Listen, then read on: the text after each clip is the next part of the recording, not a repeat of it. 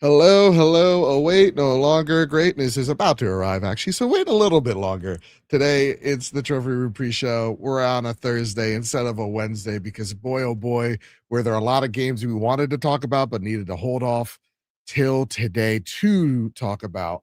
So that said, Kyle, before we start the show, let's get a little pre-show going. Let's do a little guess the game, bud. You know? I should have totally pulled that up. See, I'm off my game. Well, it's because we're recording on a Thursday, not a Wednesday. You know, so it's okay. It's all right, gang. The post SGF jet lag hangover has hit us and rocked us all in a major way. Okay, this is a PS1 game. You think? Yeah, this is a PS1 game. Spider-Man. Okay. Let's do it. Spider-Man. Spider-Man does whatever a Spider can. Too old for Metacritic.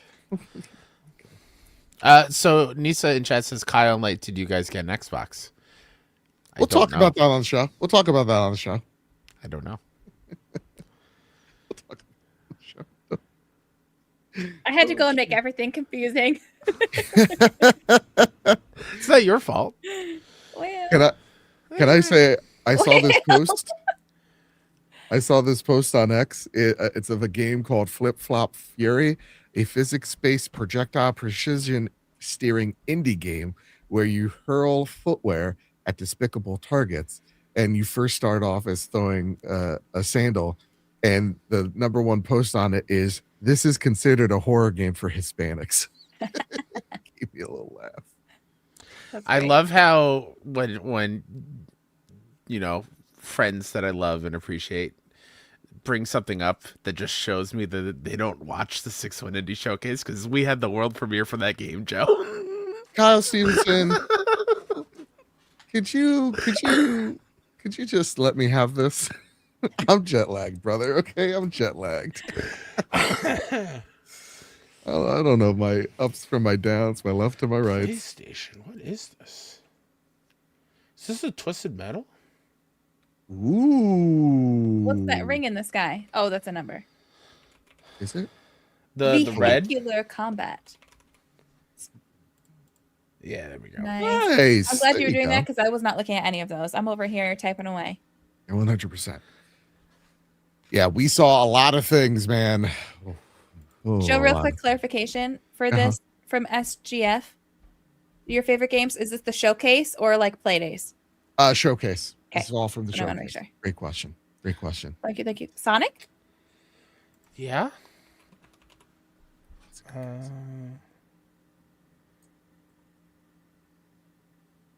Let's just do, I don't know, 3. Damn, it's not Sonic. Too old for Metacritic. What are we doing? What's going on? What are we doing? Oh, it should be illegal. Do another skip. Oh, Dr. Mario? Worms. Whams. Yeah, Dr. Mario.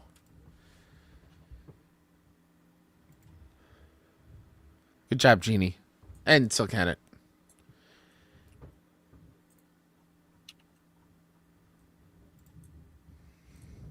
Whoever decided to have, the Knicks have one of the biggest sporting games of all time the day after I come back from traveling needs to be fired, because that's why my voice is the way it is. So I can't. I heard it was like 1 point craziness. Oh my God. If that game happened while we were there, if the game switched and we were there in person, I would have gotten very drunk, and it was crazy. That's great. They were down by like 29 points, and they ended up coming back and winning. Take that, Texas. You suck. 68%. What's going on here? Okay. PS3 360. think it's too dark for an Infamous game. And Infamous was on 360. What? Is it some sort of a flying game? I guess so. But I would have. Vehicular combat again. What is with the vehicular combat? So I'm can sensing a Armored theme. Core 5? Yes, that looks Armor Core. Damn, good job. Oh, Kyle, even with the number. This well, kid's no, on a so chair. Cannon said Armored Core 5 in chat. Oh, So- nice. Okay. Sorry, I was setting up everything. I'm going to post that we are live in 2 minutes.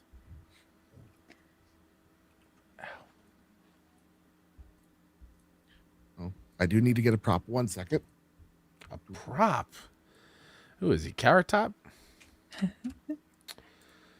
I'm also going to do an honorable mention because I'd be remiss if I didn't say the Blood of Dawnwalker, but also we already knew about it. So, like, I'm not going to have that take up on my 3. But I do need to put it in there because I need to. Is this a Gears? Is it? Gears of War? Like the first one? Ooh, Ah, no. damn. Did it go? No. Okay, skip the first one. Oh, I didn't even look at the first one. I thought that was the first one. No, sorry. Oh, yeah, that was definitely not Gears. Is this a? I was gonna say God of War, but it's Darksiders 2. Jeeves says Devil May Cry. Okay. And I like Beanie Devil says May Cry Darksiders. more than Darksiders. Pish posh. I think. Let's do 4. No. Oh, he's cute. Oh, really? With Smash? Not really. Oh, okay. Oh, So it's the Darksiders 1. OG Darksiders. Okay. All right, after this one, let's start it. I'm going to hit post. No, we're doing guess the poorly described game. Okay. Okay, just one. Kyle Stevenson, just one. It's the same as guess the game. What are you talking about? It's one more. This is Resident Evil. You're sent to a quarantine city to find a file, but end up just doing extreme gymnastics while hoarding duct tape. Okay, Resident Evil. I like it. I put both posts in Damn. the private A chat. simulator where you learn that the best way to deal with an infectious disease is to drop kick the infected off of rooftops. Till Candace's Dying Light. Dying Light. I could Okay. see Yeah, that. sounds good. Yeah. Okay. Nice. What's Well up? done, everybody. Well done. I just would love to point out that if we didn't have chat today, we would have gotten every single one of these wrong. It's a struggle today. It's a struggle, gang. We're we here had to a- lock in. We had a joke running through SGF that we had one cumulative brain cell that we just passed back and forth between the group, and we were all running on the one brain cell. All righty, we all ready for this? I guess so. All right, let's start at 8:40.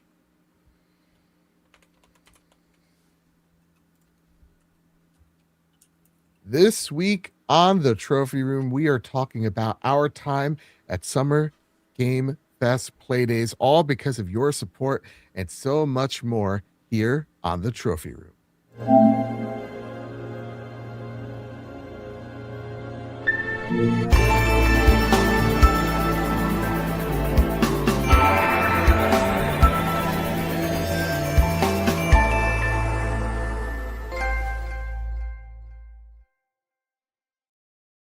Oh, wait, no longer greatness has arrived. Welcome to episode 483 of the Trophy Room, a PlayStation podcast made by the players for the players. I'm your host, Joseph, aka Mr. Badbit, and it is here where we chat about the latest and greatest in all things PlayStation each and every week. And this week is a very special one. It is our Summer Game Fest breakdown. We're ranking up all the games we saw, all the games we played. We're going to talk about the biggest winners. There was no losers here, gang. Every game just ripped and teared until it was done. And now we have some severe jet lag alongside me, the greatest co-host, whoever will be the tired one. Kyle Stevenson, how are you, sir? Nixon 5, baby. Hell yes, brother. Hell yes. And of course, the lightweight herself, Tegan. How are you doing? We're surviving over here in the lightweight household. Let me tell you, just barely. 100%. Gang, this jet lag has hands. That said, we have a starter question of the show. This comes from Enigma, who writes in, welcome back. You may have covered this last year, so I apologize if so, but seeing photos from the event, layout seems very interesting. Is everything appointment based, or is it similar to PAX where you could stand and wait for demos? For the SGF show, are you, quote, forced, unquote, out after Jeff wraps up, or can you stay and watch the day of the devs in the theater as well? Thanks, guys. Hope you guys have a good time. Really great question of like how this shindig is run. Kyle Stevenson, you're the PR one. You got the answer for this one.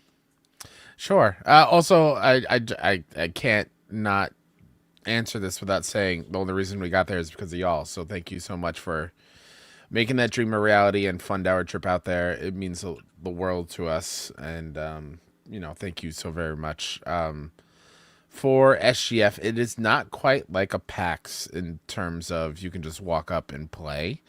There are certain games that may have openings throughout the day. This was the first year where a lot of places, I'm going to put this in quotes, walk up appointments to check things out. And I put that in quotes because I don't think I got any, or maybe a one or two walk up things, but none of the ones that were posted saying they were walk up appointments.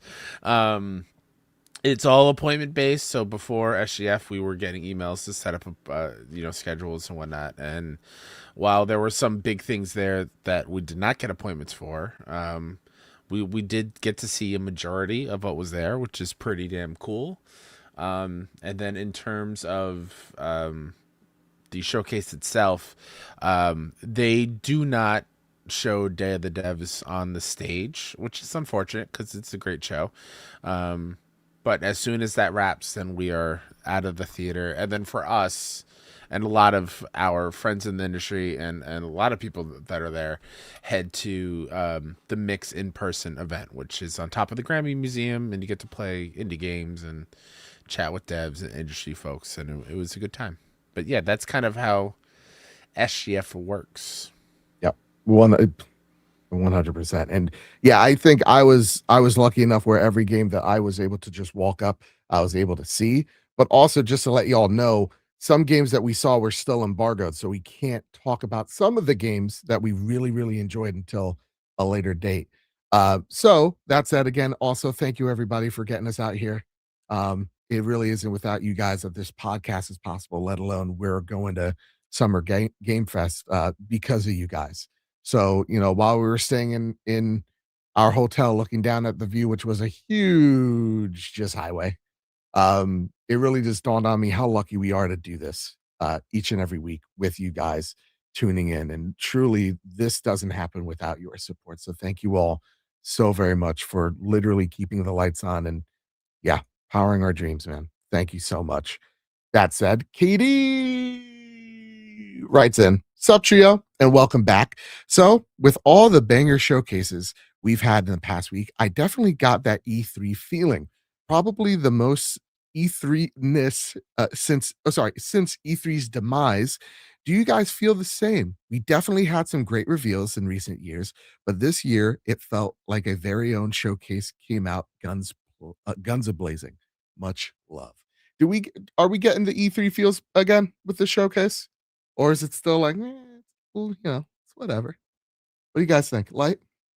So I never went to E3 and I wasn't at that point. Like I was at that point, I wasn't really paying attention to new releases and stuff because I was still just stuck in the same loop of the games that I was playing. So I never paid too much E3. But from what I've heard about E3, it seems like we're getting there. I think we're almost to that point. I don't think it's quite that same level based off of what I've heard. But the year that I was invited to E3 was the year that they delayed, and then canceled and didn't bring it back. So I can't speak from experience, but it does seem like they're getting that way. Like companies are finally learning to have their events all around that time. But I don't know how E3 was, but it still feels like you get your foot in the door for one part of it, but then there's still 5 other things and you can't get your foot in the door for those. So it's weird. Whereas with E3, I feel like you like went to E3 and then you kind of just had like opportunities with everything. With this, because it's different companies, it's like, okay, I'm in LA for play days, but Ubisoft is having an event and I'm not invited to that one and I can't go to that one. Or Nintendo is having an event, but I'm not invited to that one. So I can't go there. So it's like I'm there and there's the opportunity for those other events, but you don't fully get invited to everything, even though you're there, if that makes sense. Because everything is separate. It's just at the same time. Yeah. I agree with your sentiment. I think it's getting there. We're getting real close. Um it's almost at that level, but it's still so small and contained where, where our hotel was literally right across the street from the convention center of where E3 used to be. So like seeing that and then seeing what, Playdays is, it's a much smaller environment, but because it's a much smaller environment, you get to try out more games and you get to network with more people, more PR folks, and get some neato opportunities. And so, I feel like you're right. We're getting there. There are still also some appointments that are off-site that kind of it's a bummer, but where you kind of have to like really plan out the appointments really well to get into them. But yeah, it's getting there. It's Well, getting and there. also there's overlapping. Like Playdays is Saturday, Sunday, Monday. But then, for example, Xbox was also Sunday. So Yeah. it's like, oh, okay, well, I'm going to that, but now I can't do Playdays. And same thing with like IGN Live. Last year, I was invited as media to IGN Live. I declined it this year because last year I didn't go because it took one of the days from Playdays. So if I do these other events, I have one day for Playdays, which is supposed to be a 3-day event, one day for this, one day for that. And that is not necessarily ideal either. Like I wish it was just a week and Playdays is like, okay, we're going to be Tuesday after. And like, I understand why they can't do that because Playdays is like a fan event that anybody can go to. But because of that, everything's the same weekend. So then it's like, okay, now I need to choose. Do I go to this industry event for Playdays or do I do this industry and fan event for Xbox or this industry and fan event for IGN? Like, where do I divvy up my time and how do I do that? So that makes it hard too. Yeah. Really quickly, the both of you, I put something in private chat just as a heads up here on our thing, just so you're aware, because I forgot about that one. Okay. I definitely agree with that sentiment. And I felt that big time on Sunday morning where we were at the Xbox showcase proper. And I had to jet almost immediately to Playdays because I had an appointment shortly afterwards. So once I arrived at Playdays, it was a ghost town. Mm-hmm. There was nobody there, and it was wild. And like I knew that from when I worked the booth a few years ago at Playdays as PR, and then being there on the other side of it, I was like, whoa, it is like nobody's here. And I'm not saying that's a bad thing, obviously, because Xbox had a really cool event and some really cool opportunities there, but it's wild how they are just on top of each other, and there's no, there's not like an extra day or something, or like move the Playdays open the start date a little bit later to account for that and allow people to make their way there. So it didn't feel like we were choosing one thing over the other thing, and we had opportunities to see everything in a way that we wanted to. There are tons of things there that I know we didn't get to see that I really wanted to, and that was just because of time and just the way it worked out, and it's a bummer, but there's always next time. Yeah, 100%. That said, this show is going to be primarily about everything we saw. We're going to rank each individual showcase, each individual game we saw from each showcase, the most hype games that we're excited for, the games that we played, all that good stuff. The less about the news. I understand that there is some Xbox stuff we will very much breeze through for the things that pertain to PlayStation. I don't care about the Xbox financials. We're not an Xbox show, as much as I tried since Sunday. I was vetoed I would like to say one thing though. Yes. And everyone's gonna come at me in the comments because I'm the Xbox The show. lover that always gets shit on in the comments here, but it's fine. We I'll forced take you it. to burn the chair. The chair's over there. But I will say, like, I'm already seeing some Xbox hate in the chat here, and I'm like, listen, obviously some not great news has come out with them today. But if you think that they're going to be the only ones that this bad news is coming out about, you are sorely mistaken. Because yes, they're the first ones to have it. I have it on good authority that it is happening across the board. So yes, we're seeing some bad stuff with Xbox, but I think they're just the first ones to bite the bullet and come out with it. It is not just them. So I would like to shut down the Xbox hate. Obviously, you're entitled to your opinion, and that's totally fine. But just because we're a PlayStation podcast does not mean we're going to shit on everything else over here. Okay. And I want to make sure that we are not shitting on Xbox for something that is going to happen other places as well, because that's not fair either. Yep. I mean, remember, and I think I want to keep the energy, $1.50, as the kids say, where it's like, listen, we were excited for the state of play that happened, a week ago, right? Well, what was the news prior to that state of play? That Sony is going to gut Bungie to the skeleton, right? Mm-hmm. So yeah, each one of these companies, first off, they're not your friends, okay? They're not your buddies. We're not on teams. We cover PlayStation. We love the devs that make these games, but I'm not Herman Holst's #1 fan. Neither should you be Ash's #1 soldier. So keep that energy, right? It's all right to admire what a brand produces and makes, but understand at the end of the day, they're a company that wants your money, and you have that type of agreement where as long as they keep making the thing you like, you'll keep giving them money for it. So yeah, 100% I'm with you. Like, every company kind of sucks. And before anybody comes at me, there are legitimate conversations to be had about Xbox, but this is not the place we do that. So that's why I want to shut it down in the chat, because that's not like, it's not growing. It's not leading to a conversation. Like PlayStation, we're hard on. This is a PlayStation podcast where we can have the conversations about PlayStation. If this were an Xbox podcast, we would be having those conversations about Xbox. But since we're not, I just don't want to be like, Xbox shucks, because that's not appropriate either. And I think expansion past that. Well said, Light. Sadly, more bad news is coming. And so I would say just send all the negative energy over to Luke's way at the expansion pass. Save that negativity for Saturday morning. Okay? All right? Let's do it. Let's do that. All right. Luke never free from the hater raid over here. No, man.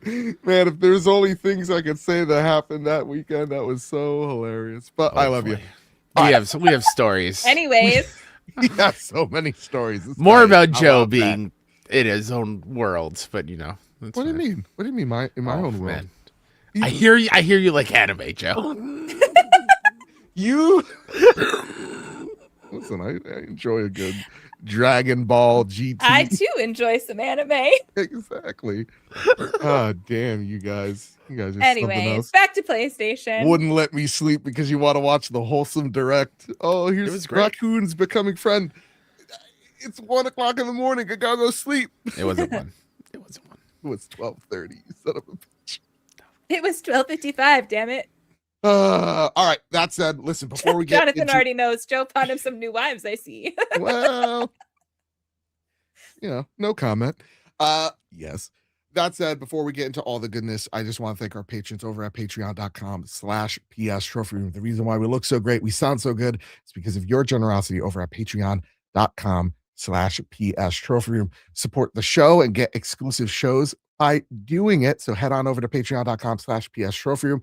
Also, you guys are the reason why we get to go to these showcases, and also everybody that donated their various ways, whether it was super chats, whether it's coffee links, all that good stuff. Thank you all so much for supporting us the ways you do. And we'll shout all y'all out at our patrons and members at the end of the show. With all that said, and with all that out of the way, it's time to square up the showcase. But Light, Green Gorilla Gamer has something that he wants you to read, because I don't think he trusts me anymore. And it's really going to set the tone for what this whole entire episode is. So Light, take it away. Okay. Sup, fam? Tegan, you can read this one. Gonna need to change my write-ups to sound like Kevin Maloney. Shit, who's that? From The Office. Oh, okay. Kevin from The Office. Is it Malone or Maloney? Malone. Okay, Malone.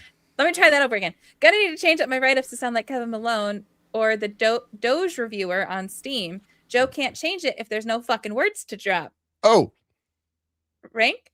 SGF for sure. I'd say State of Play next, but Xbox is kissing the heels of that show. There's asphalt, there's dirt, there's more dirt, and then there's whatever the fuck the Nintendo Direct was stoked for Ocarina of Time, but it doesn't really matter when it's locked behind a $900 console. Spyro, much surprise. Alien Isolation 2, very excite. The Lost Wild, many dinosaur. And yo, Wolverine looks dope as fuck. That blood tech is insane. Very sad about no collector's edition though. How's that word count, Joseph Moran? Hope you guys had a blast. Much love and God bless. you're getting out. You're getting there. You're getting there. I think we're a little bit more, and I think we're headed there. That said, you can send your questions over to the Trophy Room Discord server. We ask them each and every week, and you can deliver them there for a chance to be read on the show. And also, you can throw super chats your way to get your questions read on the show as well. I want to thank Good Sir, who also writes in similar question. I hope you guys had an absolutely incredible time in LA. Hopefully, you survived the traffic barely. I'm so sad I couldn't make it out this year, but hopefully next year we can all meet up again. So, what was your favorite showcase of the weekend? And why was it the Wholesome Direct? Every year they bring it so hard. Like Kyle, I am all about indie games, especially the wholesome variety and horror variety. I like to keep a balance. And a few games from SGF to my wish list, a couple from PlayStation, a couple from Xbox, and a couple from Nintendo. And 14 games from the Wholesome Direct, easily my favorite showcase of the weekend. And what these two questions bring together is, where are we ranking each individual showcase? So I want to start first with the ones that aren't very PlayStation related. So I want to go to the Nintendo Direct. Like, I know you're not a Nintendo girly, so I No. don't think there's anything here for you. I What's did that? not watch it. I'm gonna be completely honest. I have no idea what happened at the Nintendo Direct other than what you guys have told me. Yeah. Well, like, guess what? You saved yourself 55 minutes. Kyle Stevenson, how did you think about the Nintendo Direct, bud? Woof. That good, huh? Yeah, it wasn't my favorite thing in the world. I mean, that Direct definitely had things for certain audiences. Those audiences just were not me. I will say though, Final Fantasy Resonance. Oh boy, I am so excited to get a proper HD 2D Final Fantasy game. That one was easily the highlight of that showcase for me. And it was cool to see more Kingdom Hearts 4. But other than that, like, there was, before anyone yells at me, Ocarina of Time, blah, blah, blah. I'm not a Zelda person, so, like, you know, it's fine. Sure. I also don't own a Switch, too, so I'm probably not going to get one anytime soon because of money. But, yeah, no, I think it was very, very good. I mean, those two games are very, very good. Yeah. I share the same sentiment for this as Green Gorilla Gamer. This was dreadful, and I do want to shout out the Nintendo faithful who actually was just like, this was actually almost insulting to watch. Like, to see Nintendo fans be upset at Nintendo for the first time of what seems like a decade is a good watch. And shout out to the creators as well, holding their feet to the fire. It's like, dude, there's no need for Devil May Cry 5 to be here. None whatsoever. There's barely a reason for Dragon's Dogma to be here. It's another one of those time repeats itself.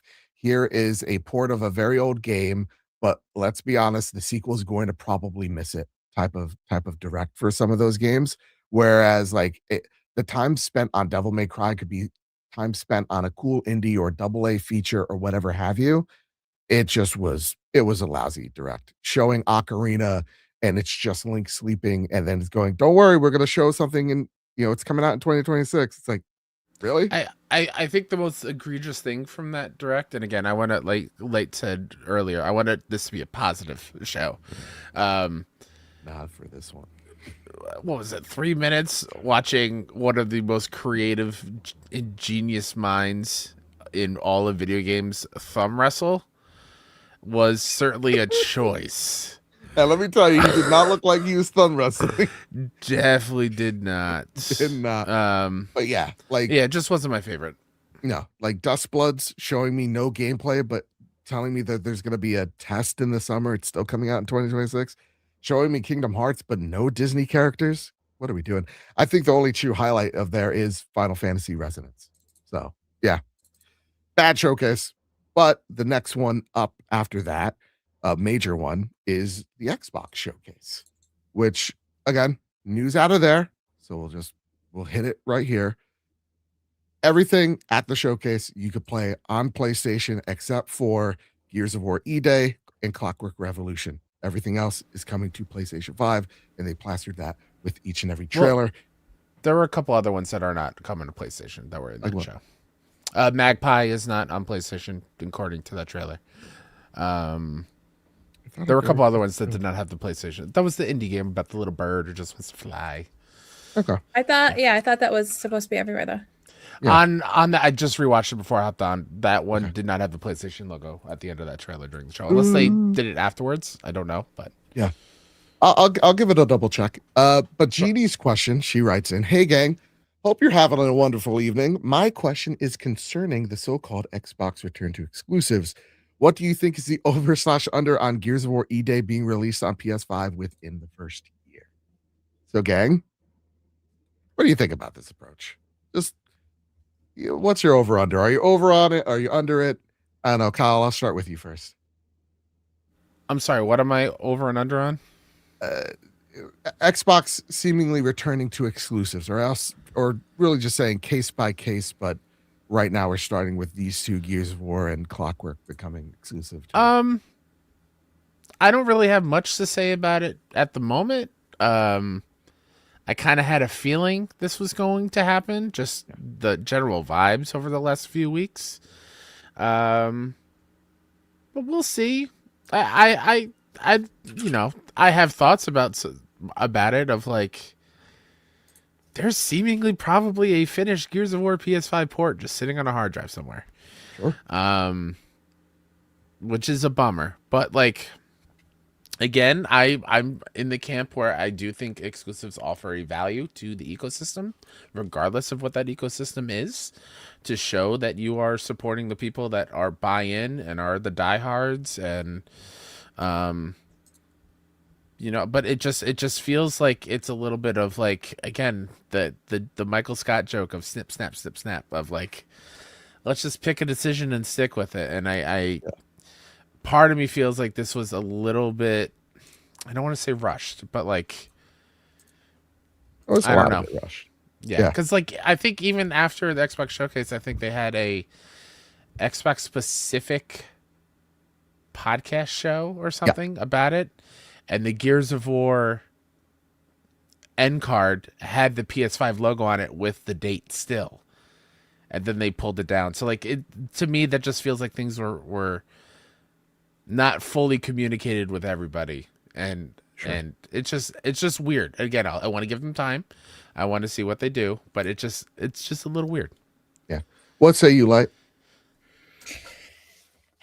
I think we are starting to see where Asha is really going to start changing things, because I do think this was more so and this is my fear. And again, I don't want to get too into like Xbox weeds here, but my fear is following Asha on socials. She does a lot to get like player feedback on socials, which is great. I love that. However, as we have said before, they are the very vocal minority. And a lot of times I feel like she puts a question out there, and then the vocal minority, which is on Twitter, votes on it. And then now she's changing how things work because of that. And I don't know that's a case here, but I do know the very vocal minority is very vocal about bringing exclusives back to Xbox. So I do feel like now that Asha is in there, she's hearing that, she's seeing that, she's looking like, okay, here's what Phil did. It's not working the way we hoped it would. How can I pivot? A lot of people would like us to pivot back this way. I'm going to make this last minute change to pivot this way. So it kind of seems like big tentpole games are going to be Xbox exclusive again. And then things that are not necessarily their tentpole IP might still be everywhere. But it does seem like Hal said snip, snap, snip, snap. But I think it's more so Asha just snapping at this point. And we're going to see how it goes. I think because it's just like awkward timing, because Phil was finally starting to roll out the play all Xbox games everywhere thing right when his time ended, and then Asha got brought in, and now she's quickly like backtracking that. So I think it's just like weird timing of how everything played out, but it does seem like Asha's going to put more of an emphasis on how do we get people to our console? We get them here with tentpole exclusives. Yeah. So I do think it's probably a semi last minute decision in terms of how long this has been planned for. But I think since she's come in, she's probably been like, no, this is what we're going to do. So, Yeah. And I'm just genuinely surprised that it was only those two. Again, I don't want to get in the weeds, but like they started with Gears being exclusive, Clockwork Revolution exclusive, but all the other tentpole Xbox titles that we saw in there are still coming to PlayStation. Yeah. So it's very, again, it's strange to see how it is. It's so like, I know there was like a article of like Halo was supposed to be at the state of play. That was something I was hearing, and then it was pulled last minute. Okay, cool. Like honestly, and I'm gonna just say it. Let's get back to it, gang.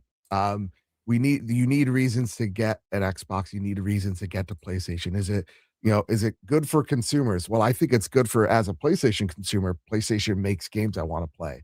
So if I'm an Xbox consumer, I want games that I want to play and a reason to play on that platform. So yeah, are they anti-consumer? Not really. They're kind of pro what box you want to play on or what platform you want to play on. I can't play, or I won't be able to play Half-Life 3 when that's announced on my PlayStation, right? I can't play Counter-Strike on my PlayStation. No one's complaining. You're just playing Counter-Strike there. So, if I would say this, if they are really being as gun-ho as I think some people want them to be, everything's back on the table. And I think when they talk about bringing desire back on owning the box, that means outside of Xbox games as well. So like my thing is, if Xbox is going to be as gung-ho about exclusivity as they can, and they're going to try to start bringing these games forward, I would not be surprised if you see the next Elder Scrolls as an Xbox exclusive or Fallout Xbox exclusive. What would surprise me, or not say, but it also wouldn't surprise me to see that those games stay because of the position that Xbox is currently in, where Asha has kind of underlined, hey, we're not in a really good place, and there's going to probably be some culling of studios and a refocus on the really, really, really, really big games you cannot turn away from. So like, your Halos, your Elder Scrolls, your Gears, your Forzas, whatever have you, and less on the smaller games like a Compulsion or my goodness, the folks that make Kiln, Double Fine. And that's the thing that concerns me. The smaller teams, the ones that are supposed to bring value to the hardcore, ecosystem, that aren't necessarily about selling boxes. Well, they want games that are going to sell boxes. And so that's where we're at. And I don't know, everything's everywhere all at once. It's very messy. I do agree, but I don't want to see people lose any more jobs. And so whatever gets them healthier, that's great. There was a lot of awesome PR folks that we talked to that we've done stuff with in the past, and just having them talk to us for way longer than they needed to, just enjoying the fact that we're on different platforms, but we're just celebrating the games and seeing that type of excitement. I want those people to keep their jobs. I am less concerned about what studio Herman Hulst closes next or what Asha's gonna close next. Again, the end of the day, I'm not thinking of these platforms of like, woo-hee, like we're number one. It's like I'm thinking of the individuals that are making these games or have a part to make these games, and their livelihoods. So I'm not gamifying this. I'm not going, oh, Xbox sucks or PlayStation evil. It's just the state of everything right now, and it sucks. So for me, it's like if exclusives are the thing that gets them back in a healthy spot, great. But who knows? They could do another backflip, and we're in the same position we were, 3 years ago, or 3 years from now, we're in the same position. So I'll be curious if it's like, if they decided at the end of the day, like the ones that would be system sellers are the ones that we put exclusive, and the ones that aren't necessarily going to be system sellers, and if we want them to be successful, they're going to have to be everywhere because they're not going to be a system seller, we put everywhere. Like I think it was Luke was talking about Senua not being on all, because originally I would have thought Senua would be an Xbox exclusive, but it's not. As much as I love the Senua saga, that's not going to be a console seller, right? You're not going to look at a Senua trailer and be like, I need an Xbox to go play Senua. I love those games, but that's not what that is, right? That's not a Gears of War E-Day or a Clockwork Revolution or something like that. So I guess from that perspective, maybe it makes sense to have Senua everywhere because it's not going to get people to buy an Xbox anyway. So why stunt its growth by only keeping it on an Xbox? Yeah. Something like an E-Day might get those people who left Xbox but used to be Xbox people back onto an Xbox, or a Clockwork Revolution, because that's not the same dev, but that's the one that's like BioShock, right? Correct. Steampunk BioShock, yeah. That could get people to be like, I'm a huge BioShock fan. I've been looking forward to this game for years and years and years. I need to play this game. If I can only play it on an Xbox, I might be tempted to just get an Xbox. Mm-hmm. So that's why they make that decision. But from people who are outsiders who don't necessarily know, it's going to be hard for us to know, like, oh, should I expect this game only? So I just hope they're very clear, regardless of what they do. Trailer number 1, they make a decision and they stick to it. You know what I mean? Mm-hmm. 100%. Really quickly, shout out to Stefano for the $10 super chat. Hey, all. Unfortunately, due to my new shift, I can't watch live anymore going forward, but thanks for keeping me entertained. Didn't want to leave chat without a parting gift. And he also gifted 5 memberships to YouTube. Stefano, you are the best. Thank you so much. Truly good. And then Tommy also has a $20 super chat saying, I will be the Mamdani of Albion. Oh, yes. Fable looked rad. Yeah. Dude, Fable looks fucking sick. So, yeah, at the end of the day, it's more like, honestly, their language hasn't really changed. It's like case by case. We'll see. We're going to start with 2. If the business gets healthier, there'll be more. And we'll see if the business gets healthier. I think Asha, I will shout out her transparency by her going like, hey, this is how much and how expensive these consoles are to make now. And we're not raising the price because of like truly greed. It's like, this thing has gone up like 5 times, but in the last 6 months I've been here, like everything is getting squeezed. And so I do appreciate that, because there's a lot of guesswork when we talk about $650, PlayStation 5s. Well, why is that? And then, you got, because they're not actually making any money on it. That's how bad the component, crisis is. But it's also caused by their parent company. So I don't know. That said, okay, enough of that. Get that all out of there. I want to talk about my favorite game show. And of course, I just want to say I was one of the appointed. I was the anointed one. Okay. Asher comes out here. He's like, I'm going to be this. I'm not your dad. I'm the dad that stepped up. Let's go to Toys R Us. Let me buy you an Xbox. And that's exactly what she did. Pull the good step parent maneuver and gifted me an Xbox, which is just a wild thought. So for anybody that's upset, I don't know. Suck it. Get good. I don't know. Don't be upset that people got free stuff. It's very weird. But also understand that, my views of this showcase could be whatever because of it. So can I share our funny story that Kyle and I had? Okay, so I was invited to FanFest because Joe and I went to a fan-run FanFest last year. So we are like auto tenured in this year because of that. And when I went to check in, the lady checking me in was like, okay, you're checked in. You're actually a fan, because I went in the media line. She's like, oh, you're actually supposed to be a fan. I was like, that's totally fine, because I know I was granted into FanFest because of that. However, I do have appointments with these companies later. So how's that going to work? Because I have to go to media only areas. Am I going to get a sticker? Like, how's that going to work? And she's like, wait, you're Lightweight Gaming. I know who you are. You're supposed to be on the media list. So she changed me to the media list.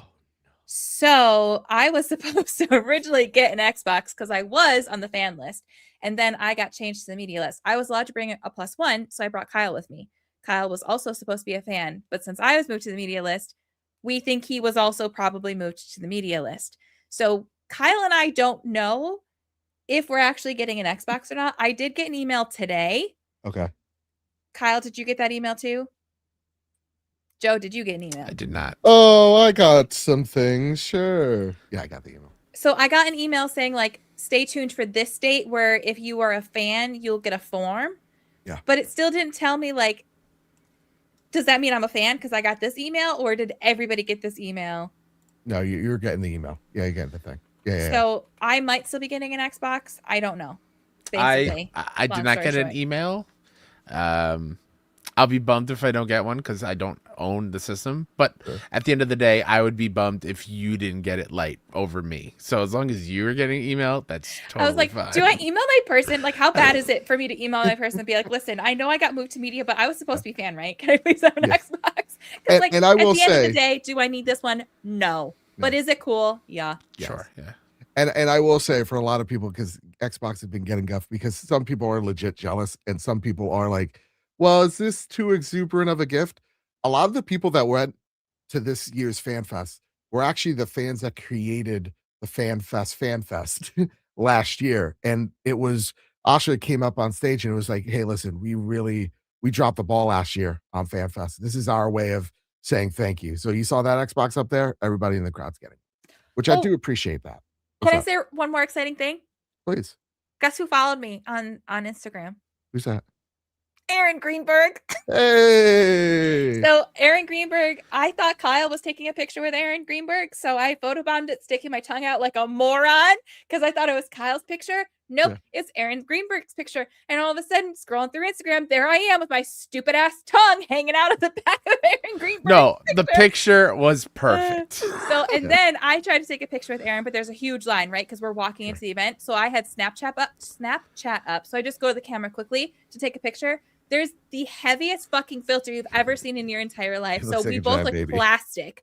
So I have this god awful Instagram selfie picture and a picture of me sticking my tongue out. So I tagged him and I was like, attempt to get a picture with Aaron Greenberg, fail. And then he followed me because he thought it was funny. There you go. There you go. So sometimes putting, the baby filter on people, it helps out. It helps We out. looked very bonita. That's right. All right, gang. So let's talk about our favorite game shown at this Xbox showcase. Kyle, you said it's all up here. It's all up here. All right. What was your favorite game shown here? Well, one of my favorites. Again, I don't want to take away from either of yours. So, I love Plague Tale. Mm-hmm. I was not expecting the new Plague Tale to be so action-packed with that kind of combat. Oh my God. Resonance looks so freaking good. Asobo Studios, right? Asobo Studios? That's Plague Tale? Yeah. I feel like this one is going to knock it out of the park. And the moment it popped on and I saw like the fast, fluid, God of War-esque type of combat, I was so into it. And that was easily a huge standout from what was a pretty damn good show. Yeah. What about you, Light? What was one of the games that you liked from the showcase? I would like to just give an honorable mention to Fable. We've known about Fable, so like I don't want to have that be my one and only, but I'm still so psyched for Fable. That still looks really fucking good. I had two that were actually like shocks that I loved it, and I was able to play one of them, and I don't know if I'm allowed to talk about it or not, so I don't want to talk about it too much. But Magicians, The Devil's Deal. Yeah. Totally surprised me. I thought that looked real fun. The art style was cool. The mechanic of like having different magician abilities, like there was tarot, there was a wand, there was like I don't know, every little thing that you can think of seeing in a magician show it seemed like a combat ability, which is really cool. And then the other one was Bad Magpie, which just looked like Untitled Goose Game. It looked so cute, so fun. I'm obsessed with Untitled Goose Game. This gave me those same vibes, so I'm really, really excited for that. And then the last one, again, that was very surprising to me, it's very cozy gamer for me, was the Vivarium one, the one that looked like the Studio Ghibli, or however you say it. That was also very cute. But the two I think that I'm most excited for are Bad Magpie and Magicians, The Devil's Deal, outside of ones we already knew about. Yeah. My favorite game shown here was Senua. Literally just called Senua. Mm-hmm. Awesome. They're like, listen, gang, we heard you. You want combat. We're going to give you combat. So it looks like we're getting a third Hellblade game, but again, simply called Senua. I love the first two games. So a continuation of that with a heavy combat focus has me very excited. That said, my next one up is State of Decay 3, a game that I really enjoyed back in 2017? It's been a minute. A real fun time. It coming to PlayStation 5 has me very excited because, this is one of those games where it's a smaller title, for Xbox, so I could see it making the jump to PlayStation, but also it being kind of live servicey as well. So being able to jump into a group of survivors with my buddies on the other team, awesome, has me excited. State of K3. And then what's probably my game of show, and a game that I should be upset at that there is a PlayStation hard drive somewhere out there just floating around, is Gears of War E-Day, the upcoming origin story from the Coalition. I'm a very stoic person by nature. I wish I wasn't, but I is what I is. Gears of War E-Day almost made me cry 4 times. It made me cry twice. One when the guy's getting chainsawed. I don't know why that hit an emotional core with me. And then also when it talks about the story, it's like, this is just the story about the beginning of the war, but the story about the beginning of a brothership between Dom and Phoenix. I was like, it just brought me back to my high school years. So everything about Gears of War E-Day, I am psyched for, and regardless of Xbox or no Xbox, I was going to be playing this on PC or something. So yeah, Gears of War E-Day, hell yes, let's go. Super excited. And I thought overall, yeah, go for the record, I saw Joe cry more this weekend than I've seen him cry my entire time of knowing him. Between that trailer and then other things happening that were happy things, I was like, Joe, I've never seen you cry so much in my entire life. Also, nice. Gears is on my list, but I knew Joe was going to say it, so I didn't want to steal it. Yeah. That looks so freaking good. It looks so good. I can't wait. We're going to play together, right? Like, we're going to do co-op? Yeah, we better. We also got to play co-op Halo. Yes. We were good. We were really good. We were good. A very faithful adaptation. We'll talk about more about that when we're talking about the games we've been playing, but my word, that was a good time. And just for the record, I do have more than just Plague Tale that I enjoyed on Xbox. Go for it. What's the other 2? I don't want people to be like, oh, Kai only shouted out 1 and Light and Joe had 3. No. Joe was like, what's one of the games? That's why I only said 1. Well, also, we were told before the show started not to overlap. So if somebody else said it, we weren't allowed to say it. So then we're all like, well, shit. Yeah. Spyro, are you kidding me? Childhood hero. Childhood hero. I always dreamed of being a dragon. A game I loved as a kid, and it's back. I'm super excited about that one. And then the other one, why am I blanking on it?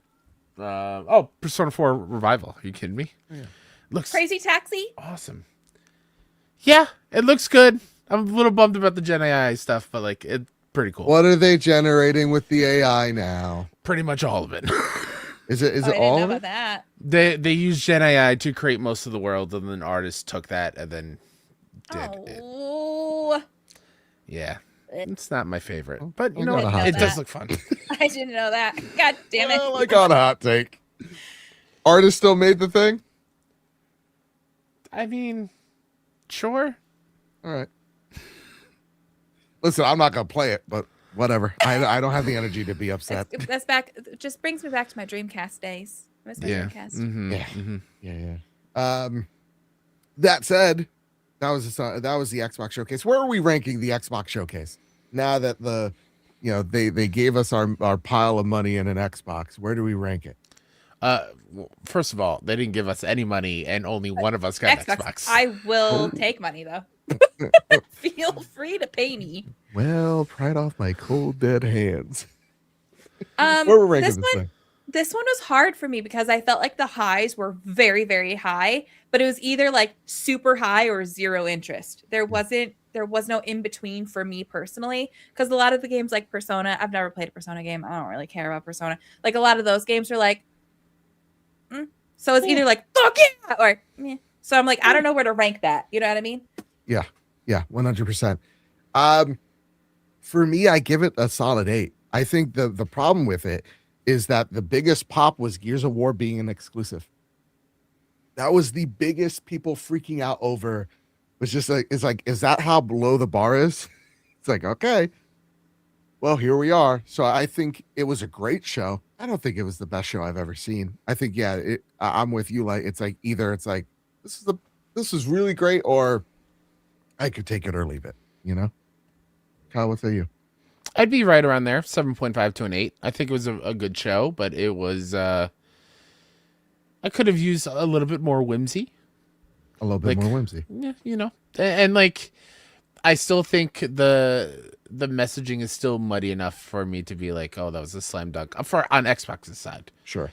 For me, I'm Oh, I happy mean- because most of that show I get to play on my Sure. PlayStation preferred ecosystem. I just think as an Xbox showcase, I still feel like we are leaving with more questions than more solid answers, which is a bit of a bummer. And again, I think just at the end of the day, I just wish these execs would just shut up here. Like Sure. out of certain execs, it's like, guys, we don't need to make these manifestos online. Again, some of it I'm very grateful for. Like, hey, the console prices are going through the roof. Here's reason why. But also, it's like, hey, we're gonna close down maybe one of your favorite studios ever. It's like, okay, well, that's not great. So, yeah, it was just such a bad week for him, man.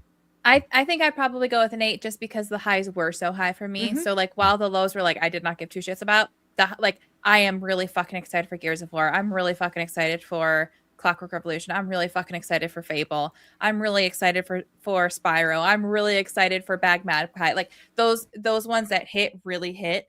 And there were, I feel like though having 3 huge titles there, like granted we knew about Fable already, but and Gears of War, but like having and Clockwork. Okay, we knew about all 3 of them, but having all 3 of them there and just like I think does bring it up enough for me. It's just, you know, the middle, I like to say like even if they're not necessarily games for me, I can see the draw, but I felt like the lows were just low compared to the other ones. If that makes sense. Yeah, I think 8.5 is good. It was a great show. Like I don't think anybody except for Nintendo had a bad show. You know? Yeah, I agree. That said, let's talk about Jeff's show, which if you're in the audience, I don't know if you heard your inner thoughts because of how much bass he pumped through each one of these speakers. God damn, I was disoriented. I would tell any government secret you keep playing at that octave for that long. Let me tell you. Oh God, I loved it. Oh, Jesus Christ. Also realized right after the show that Jacksepticeye had been sitting right behind me the whole show, and I was like, that would have been cool. I would have said hi to him if I'd known. But then I was leaving. Someone was already talking his ear off. So I was like, I'm not going to do that. But shout out to Jacksepticeye sitting right behind me at the show. I kept running into him, and I'm like, I don't know your work well enough. I just wanted to tell you that if you need someone watching the Bloodborne dailies, I'm your guy. I have a picture where he's accidentally standing in the background, but like a good civilian, I blurred his face because he did not give me permission to post it, and he was literally like right there. So, you know, if you see a picture with somebody with an emoji over his head, that's Jacksepticeye. Yeah. Hi, it's Jacksepticeye. So, Kyle. Yeah. Let's talk about Jeff's show, man. What was the games that popped out to you at Jeff's show? Do you want me to go one by one, or you want me to give 3 right off the bat? You know what? Give 3. Let's get 3. Yeah. I mean, starting off with Resident Evil Veronica. Oh my goodness gracious. That was rumored for a very long time, and it was very cool to see. I knew it was Claire the moment you saw a little bit of red leather on her arm. And I am so excited that they continue to bring back these older games into new systems for players who hopped on board with the RE2 and 3 and 4 remakes, and it keeps going. God, man, Capcom's on a roll, and you love to see it. So Resident Evil Veronica for sure was a huge highlight. My second one would have to be probably just because it was different enough in the show, and I wish there was more of it in Jeff's show. An extremely hard game with the 2 birds trying to hold the egg and not drop it. I thought was so fun and cute which was a bright spot in 2 hours filled with swords and guns and action and and horror. Like it was a very cute change of pace, and I think that game looked very, very fun. And then like, come on, what are we doing here? Final Fantasy Revelations, come on. How can it not be the star of the entire weekend for me? I am so excited.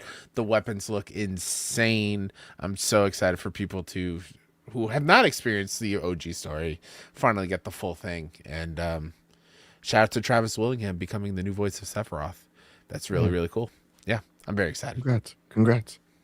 What about you, Light? Again, I'd like to give an honorable mention to the Blood of Dawnwalker. Obviously, we've known about that. We did learn a little bit more, though, with it coming to present day, which is really exciting. So I'd like to give a shout out to that one. I'm not going to have that as an official answer because we did already know about it, but still looks really good. Still really excited. The 3 that I was not expecting that I was so excited for, The Wolf Among Us 2. It's funny because in the car on the way there, we were literally saying, do we see The Wolf Among Us 2? It's been a long time. So we very excited for that one. Teenage Mutant Ninja Turtles: The Last Ronin. Do we know anything about that yet? No. Am I still fucking pumped? Absolutely. Yeah. The teaser art that they had got me ready to go. I was so excited. Platinum making it is going to be sick. Love that for them. Yeah.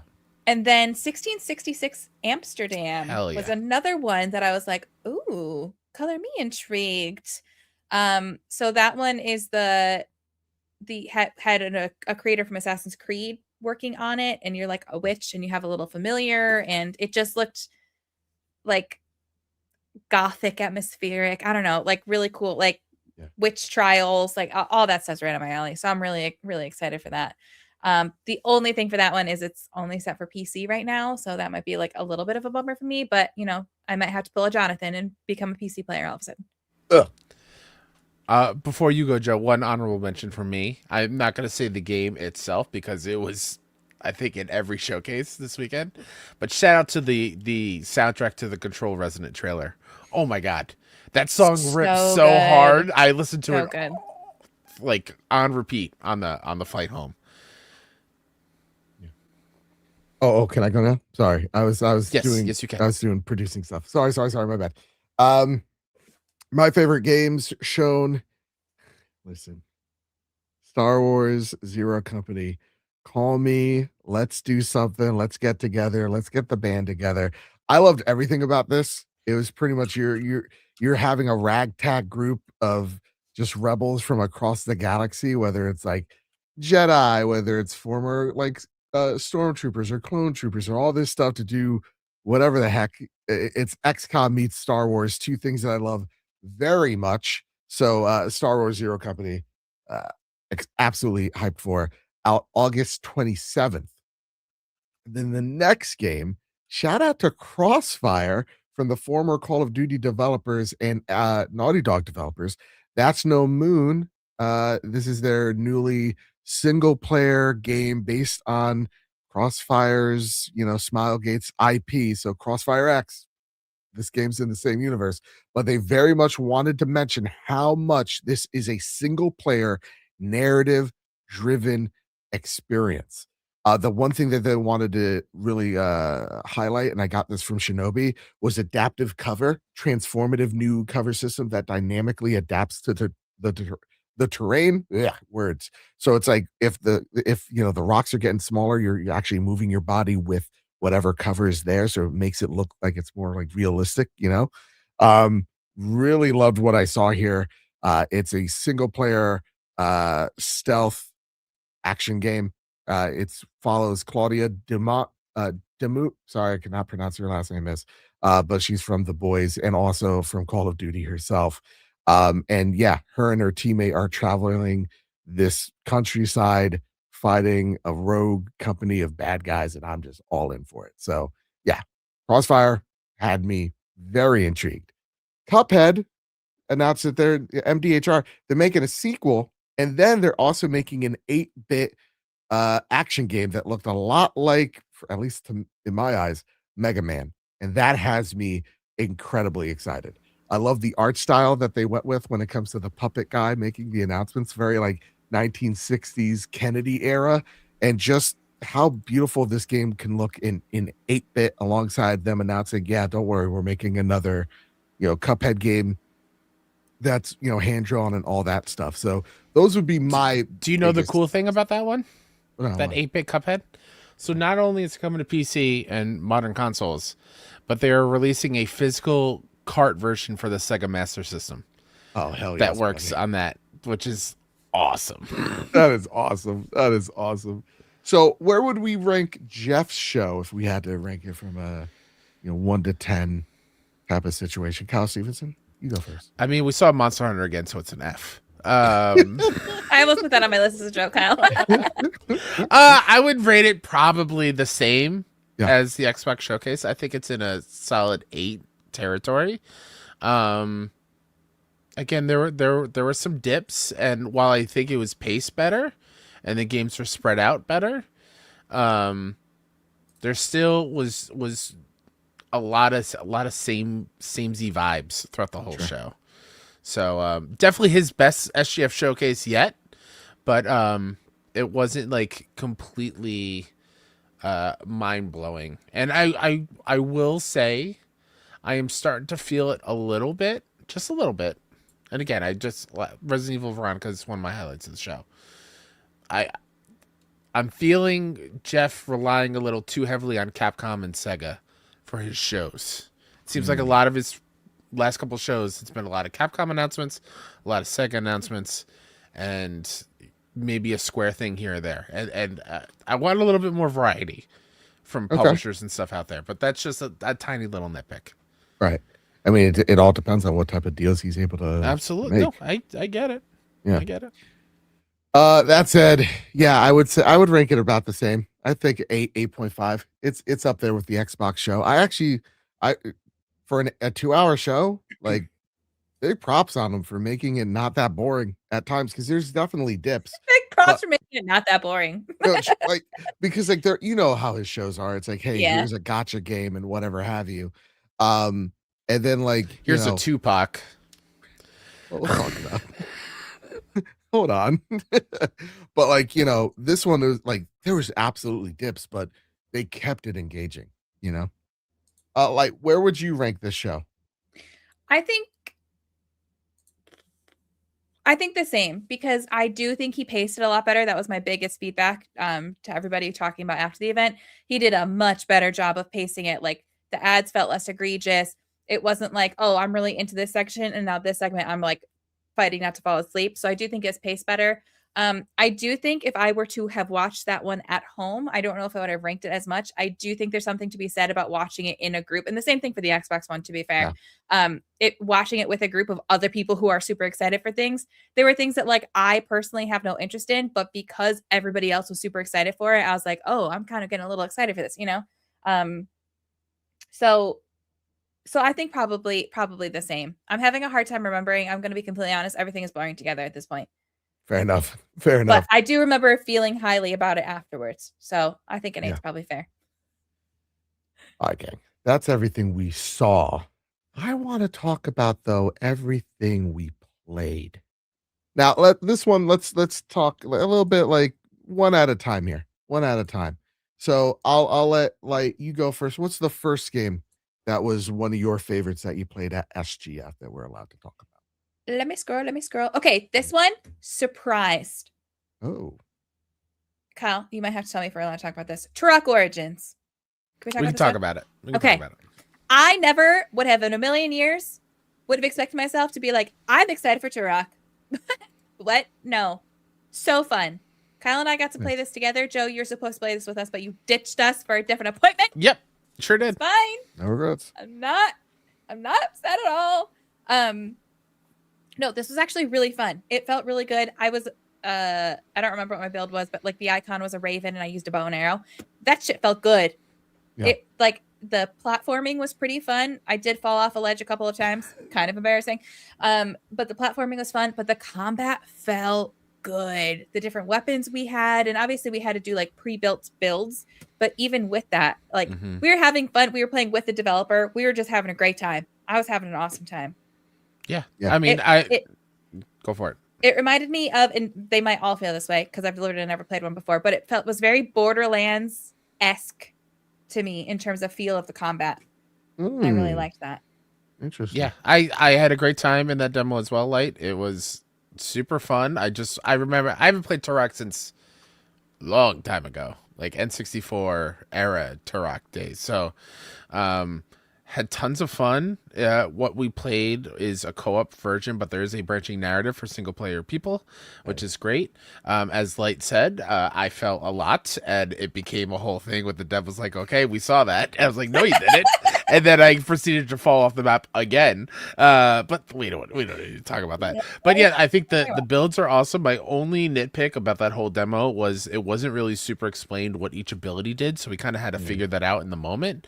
But there was these really cool things. I forgot what the the name of the class was, but it was like the classic Turok. So one of the abilities was I just let out a roar, and the roar did like constant damage, like a array of damage on the dinos and enemies, which was awesome. You had a heavy weapon that you can change to that would do like pretty high damage, but had limited ammo. You had to find these flowers to give your health and ammo and stuff. Tarka Origins is a fantastic time. So like if you're into it for a nice like little, you need a group game, I think it's a great for a group game. I don't know anything about the narrative, but it was super fun to play. Nice. I'll tell you the first game that I was very, very excited to play. That is Alien Fireteam 2. My word, my word. I loved the first game that came out a few years prior. Cold Iron, I believe, is the developer name. They're back making the sequel.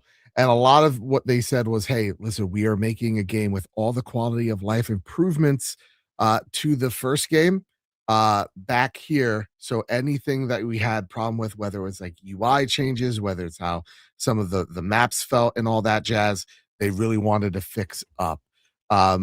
They also added a fourth player to the mix as well. So now we could get our buddy Suddy in, and they're pretty much out there. Go the biggest major change is that we are adding a fourth player and more bad guys on screen, different aliens. They talked about how, you know, they were very much allowed to play with the universe on their own terms, that the Ridley Scott team really let them go, yeah, you want to make a silly little xenomorph, go make a silly little xenomorph. The other thing that they wanted to do was break up the combat, so you're not just fighting xenomorphs, but you're adding in synthetics that were in the original game, but also are a bit smarter, that are shooting guns back at you. So to kind of just mix the combat up a bit. If you loved the first game, please check out Alien Fireteam 2.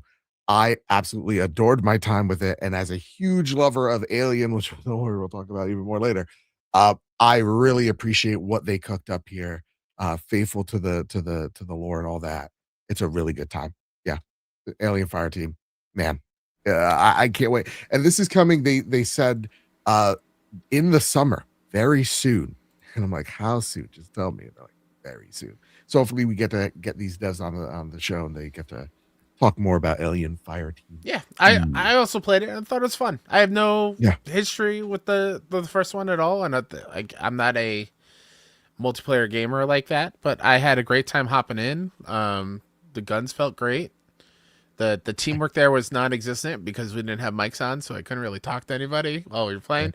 But I did get down plenty of times. Yeah, it was fun. Yeah, it was, dude. It was so freaking good, man. I had it's one of those like, hey, chill. I know it sounds crazy because it's Alien, but like chill with a few of your buddies and just shoot stuff in the face. We were playing on casual, but like the guy was like, oh, you really are, you know your stuff. I'm like, absolutely do. This franchise means a lot to me. Hey, Kyle Stevenson, what was another game that you were excited to see here, sir? Or sorry, play that we're allowed to I will. It was the same appointment, and Light was with me for both, so we're gonna shout these out too. It was our first actual demo of the whole show. We got to play Crimson Moon and Nakomi Nazi Hunter. So we'll start with Crimson Moon first. Crimson Moon was at a state of play, I think, a few months ago, I think. And it's very much like Darksiders meets Souls in combat form. And I thought it felt great. Tons of loot. Again, like another Borderlands reference. If you love Borderlands and you love the loot system, you're constantly being rewarded with things. Yep. And I think as an action Souls person, I did get into the groove a little bit, although I did feel like some of the prompts were a little laggy. There was some time there was just a little bit of a delay in input there. And I thought it was the music was killer. The visuals were awesome. The only downside is it was very hard to see where to go next. The sign posting of what happens after you clear an area, because that's what the demo was. You clear an area and then you can move forward. And then once you move forward, you then can pick from one of 3 boons that will help your build. There wasn't any really tutorial. They kind of dropped us in and like, hey, have fun, just, except for a few buttons of what did they call it? Angel mode, I think. Yes, angel mode. Which is like ultimate, where you're pretty much indestructible and you can just go ham on these enemies. Jeannie in chat, can we play as a girl in Crimson Moon? I don't know if there's character creator. Again, they kind of just dropped us in. I would imagine so. You can, I think you can choose like which character to play, but I think they're like pre-made characters, and we didn't get to see what they are, so I'm not sure if they're male, female, whatever. Yeah, so up in the air. But I think that game is awesome. Like, what did you think of Crimson Moon? I had a lot of fun with it. The music was so good. I loved the like choral like church music, like old school cathedral church music, like the hymnal sound mixed with like the rock guitar. Like, it was just really good. Honestly, I didn't think the combat was too bad. I was just struggling because I didn't know what the hell I was doing. I didn't know what my moves were. I changed my weapon. I didn't know how to change back, and I didn't like the new weapon I had, and I didn't know how to change back. So like I struggled a little bit. I did not make it to the boss. Kyle was one of like 2 people to actually beat the boss in at least the day that we had done it. No big deal. No big deal. I will say I agree with Kyle in that it was like a little confusing on where to go, because at one point I was like, okay, I killed everybody, but I can't progress anywhere. And then there was like one more person that I had to kill, and I killed him. Then an area opened up, but I didn't realize that area had opened up because I had killed the last person. So I was kind of like running around in a circle for a little bit. But I think that's more so they just plop you into the middle of the game and not at the beginning to learn these things. But the combat felt really fun. Being able to like constantly change your loot and things was cool. Again, like Kyle said, Borderlands-ish. It's like if Borderlands and Bloodborne had a baby, is kind of what it reminded me of, but not the difficulty of Bloodborne. And the final takedown things were really cool with the different enemies. So yeah, that was definitely fun. I don't think that's a game I'll necessarily be playing, just because that's not my typical style of game in terms of like difficulty. But but it was a lot of fun. I had a good time. Yeah. I want to shout out Valor Mortis. Oh wait, we didn't get to talk about Nazi Hunter because it was the same. Go for it. Sorry, demo. Go. So we played Nakomi Nazi Hunter. I think I'm saying that correctly. I think so. And I wore my Punch Nazi shirt which all the devs loved. They sent it to the Slack, and every time I saw them during the week, I was like, best shirt of the week. I was like, hell yeah. It is so fun killing Nazis in video games, and it's been a minute since we've done that, and oh my god, it was incredible. Was the gameplay a little rough around the edges? Absolutely. But the vibes were awesome. Former, I think, creative director or somebody at Rockstar is making this and behind this. And you play as a Romani man who, the Nazis have taken out his loved ones, and he's looking for revenge. And the demo starts with you're like a butler serving Nazis at some sort of like important business meeting, and he gets a little too close, or like at the end of the meeting, and then Nakomi just starts slashing and cutting and stabbing and getting rid of the Nazis. He goes to present the final meal, and he takes the thing off, and it's somebody's head just on there on the platter. Oh my god, it was so cool. And so eventually it's very Arkham style combat where you are countering attacks and dodging and breaking guard by kicking and whatnot. You can pick up items and use those for weapons, although I kind of stuck with the knife because it felt good. The really cool thing that I really, really enjoyed is there's tons of Nazi propaganda in the game. And so when you choose to get rid of it and burn it down or destroy it in some way, shape, or form, it's like collectibles.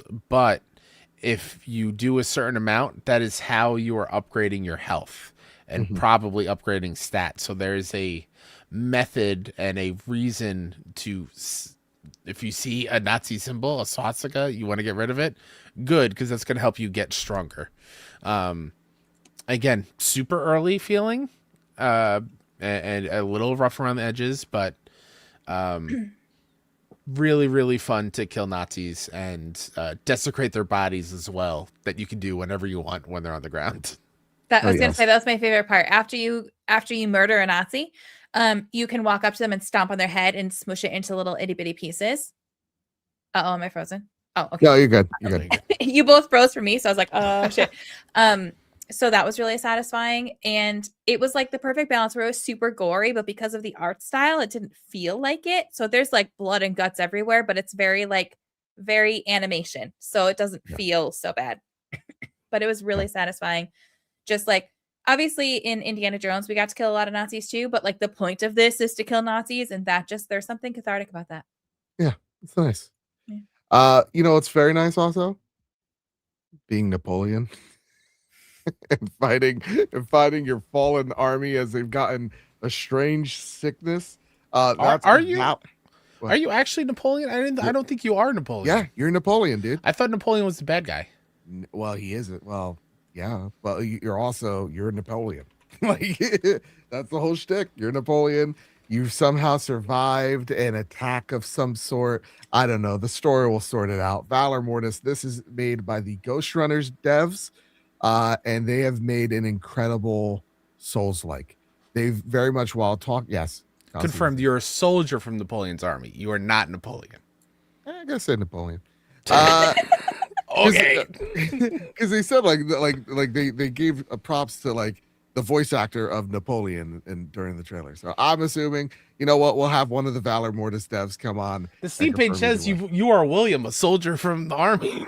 Well, I want to be Napoleon, so that's how I'm okay. All right. Anyway, point aside, the first person Souls game made by the Ghost Runner devs, an absolute fantastic time. The one thing that I kept noting and the thing that they were discussing a lot is like we are inspired by Dark Souls, Bloodborne, Sekiro. So if you like the pairing from Sekiro, it's here. If you like the able to mitigate damage via, when you get hit, you're able to hit the enemy's back and get some, that's Bloodborne right there. Dark Souls, because of just the way the aesthetic is, the movement of combat is. And I gave them the compliment of, it doesn't feel like they're imitating From Software. It just feels like they're adding to it in the likes of Lies of P. And it feels like this was something the genre called for, and not just a gimmick that they wanted to try to replicate something from. And I loved literally everything about my time with this game. I got up to the first boss, finally killed them, and then found out that there was a second phase. I'm like, oh shit. But it was amazing, man. I've really enjoyed my time. The combat felt so freaking good. And also using the gun kind of like the blunderbuss in Bloodborne, but actually kind of adding to that as well, where there's weak points on bosses and on enemies where if you aim your gun at, shoot them, you're able to do critical damage to. It was a really good time. I really enjoyed my time with Valor Mortis. Kyle, I'm very happy that you told me it was here, because my word, it slaps so hard. It's gotten delayed till October 13th because even when I was talking to the dev about it, I'm like, so this game's getting delayed, right? Because he's like, it's in flux. It's going to come out in autumn. I'm like, because every game's coming out in the 27th. Yeah. Yeah, and I say good on delay, not because of the quality, just because it is way too busy of a schedule. Go for it, Light.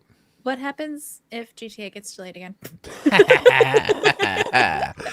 Oh boy, November's wide open for all of our backlogs. Let's just put it that way. I'm super happy you dug it, Joe. I played it at PAX East. I played it again here this weekend. You played the level that I played at PAX East. I played a new level with some new things unlocked, and I think you mentioned it, Joe, but they are the devs from the Ghost Runner series. So in the new level that I played at SGF, there is the straight up wall running like in Ghost Runner. So there's wall running, there's grapple hooks, the mobility is insane, and it still feels fantastic. I am so happy that it moved to allow people who are excited for it the chance to actually give it time amidst a very busy area. Valor Mortis should be on your radar if those kind of games are your jam, because it was a good time. And like you were watching it, what did you think just watching it in motion? Again, not a me game, just because like I'm not a big Souls person, but the enemy types looked really cool. Like the enemy design was very cool. It was cool seeing like the Napoleon army, but like zombified. Like there was this one that was like the four-legged one, and it like opened its whole head. It's like it looked like it, and that was the same with Onimusha, which I'm going to transition to as one of the ones I'm excited for. Go for it. Nice. There's an enemy type in both Onimusha and in this where it's like you think you're looking at the person, but what you're actually looking at opens wide up into be like a mouth, which is really cool. Onimusha we've been seeing for a while now. I saw it last year at SGF. I played a demo of it at PAX West. Saw it again. Every time I see it, I get more excited for it. I think it's going to be a lot of fun. I just said, like, I'm not really a Souls person, but this is that perfect balance where, like, there's difficulty, so I can make it easier. But it looks beautiful. The story looks cool. The only thing I'm a little concerned about at this point is I think I'm going to have to play it in, like, the native language because the dubbing that they had like British accents. Yeah. And that was throwing me off. I don't know what accents I want you to have in depth, but like British was not it. I don't know. I was like, what? Like my brain was hurting. So that was the only thing I wish. I understand why they did that for our thing because it would be hard for all of us to read subtitles with how the seating is in that room. But I kind of wish they didn't have the dubbed version. But the combat looks really good. The world looks good. The story I'm really intrigued about. So I am definitely excited for that one. Wild that it is semi-open world hub. That was not what I was expecting. So you can play the demo at home, which you should. Not the demo we saw behind closed doors at the SGF. But there's a point where they open the map and it has all the icons like of missions and things to go do. And I was shocked. Not to do. Not expecting that in the slightest. Yeah. Which is kind of cool, and I'm interested to see how that works. But like, it's still one of my most anticipated. But stop showing it. I know it'll be at Gamescom, but stop showing it. Yeah. I played the demo, and I kind of agree with you, Kyle. Game's a little bit too easy. A little bit. Yeah. They did address that afterwards. That like it's going to get ramped up, and the demo that everyone can play at home is just early on to get you the feel, but it will get harder. Which thank goodness, because it was. Well, and also like, can you choose difficulty in the demo? Because like at PAX West, there was only 2 difficulty options. It was like easy or medium. So it was story and combat were the 2 options. So even the combat was a little too easy. Yeah. But hopefully that does get ramped up. 100%. Hey gang, I played Stranger Than Heaven. We could finally talk about this. I played the combat demo, which lasted about 30 minutes. This was my first RGG studio game. I'm not a Yakuza guy. I'm not a Lost Judgment guy. I've never really been familiar with their game, and now I am. So I understand that there's some controversy surrounding it. I don't know much about it, truthfully, so I'll save that for a later show. But what I played combat-wise is, my word, really, really good. I was very surprised of how much, not only did I dig Stranger Than Heaven, but I kind of admired what they're going after here because, we've seen a lot of games. Onimusha is also being one of them, of like trying to tackle the action adventure genre differently, or the action game differently, and not just either being a, Gaiden like or a From Software like, but truly trying to do its own thing. So with Stranger Than Heaven, you're pretty much your control scheme is split up between the left side of the guy's body, L1, L2, which is L1's your light left fist attack, and L2 being your heavy fist attack, and then R1 being your right arm light attack, and then R2 being your heavy right arm attack. And you're getting to mix and match them and create combos with them as you're fighting each individual bad guy on the screen. It was really different, and it really took my mind to wrap itself around this new concept. But once I did, I felt like the combat was really challenging, but also really rewarding when I was able to get a combo off and to down an enemy without them even touching me. I did feel like the dodge could have been improved upon, but I really dug what they were going after here. Even like the parrying or then using like, you know, in the beginning it was just like, hey, first use your fists, then use your weaponry. And you get to switch between like a knife and like a big old pipe.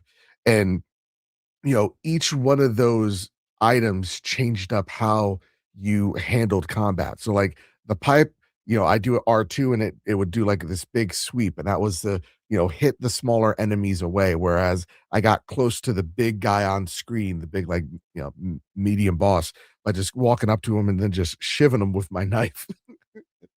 They then did a little mini boss fight at the end, which was hard as all hell. So I got him down after the 5th try, but it was really like, "Hey, let's really teach you how, the culmination of how do we parry? How do we dodge?" Right? Like learning the enemy's like combat schemes, and just it was a ton of fun. I also want to give a great shout out to the environmental work, because this is following, I believe, either 1910 or 1920s Japan, where it's in like the rise of the industrialization of Japan. Then you have the 1940s Japan, which is, I don't know which year, but like that is, in the middle of World War II. And then you have 1960s Japan as well, the revitalization of Japan. And each one of them felt so unique, so different, but also gave like each one like kind of tied it together with this kind of jazz vibe that they were going for. I thought the scenery was beautiful. I think the combat is different and rewarding and challenging and offering something new to the space that is a very welcomed addition. So I believe if you're an RGG fan, this game is for you, hands down for you. If you're a newcomer to the series, or sorry, newcomer to the studio, I also think that this game could very much be a me game, and it could be a you game as well. So I really was surprised of how much I enjoyed Stranger Than Heaven. Was Tupac there? Tupac was not there. Okay. And apparently, so again, apparently they've hashed it out with the family and the estate. So is it a weird addition? Absolutely. Snoop Dogg being there, is that a weird addition? Absolutely. Yeah. But I'm willing to look past those weird things, because what I saw from this demo was a game that's actually taking risks and doing something different within a genre that I think we're starting to see it get played out. So I love to see folks like RGG, like Valor Mortis, and like the Onimusha devs doing something different in that space. Cool. I have one more. Can I say my last one? Please. I was going to go to Kyle, but then to you, but go for it. This is my last one, so I'm just going to get out of the way now. But I didn't get to play this. This was just like we got to see about it, and all of us were together. But Lost Wild, that was the like dinosaur survival game. Yeah. I'm really, really excited for that one. I was intrigued by the trailer, and then we got to go behind the scenes with the dev talking us through some gameplay. We didn't get to play it ourselves. We just watched it, but I like the take on it, because it's definitely it's a survival game, but the dinosaurs aren't like scary monsters. The whole point of this is the dinosaurs are actual dinosaurs. So yes, they're terrifying, but they're not like these evil creatures that like are out to kill you just because they're evil. It's because they're animals and they're going to do what predators do. So you're trying to survive, but it's more of a realistic take on it. Like different dinosaurs are going to act different ways towards you. And there's going to be one type of dinosaur that now that it has your scent, it's going to be hunting you the whole time. There's going to be different dinosaurs that do different things. And it just felt really grounded and really much more realistic, which was exciting, because it's not like you're being hunted for the sake of being hunted because, ooh, scary dino. It's like these dinosaurs are going to exhibit their natural behaviors. And if you get in the way of those behaviors, you're probably going to get eaten because you're prey. And it looked beautiful. The only thing is this trailer, and it's still very early on, this trailer was definitely like 30 frames per second, which normally I don't care about, but it's very hyper realistic graphics. So the hyper realistic graphics with the 30 FPS is just a little bit jarring. So I'm hoping that they're able to like fix that just a little bit. But like I said, it's super, super early on.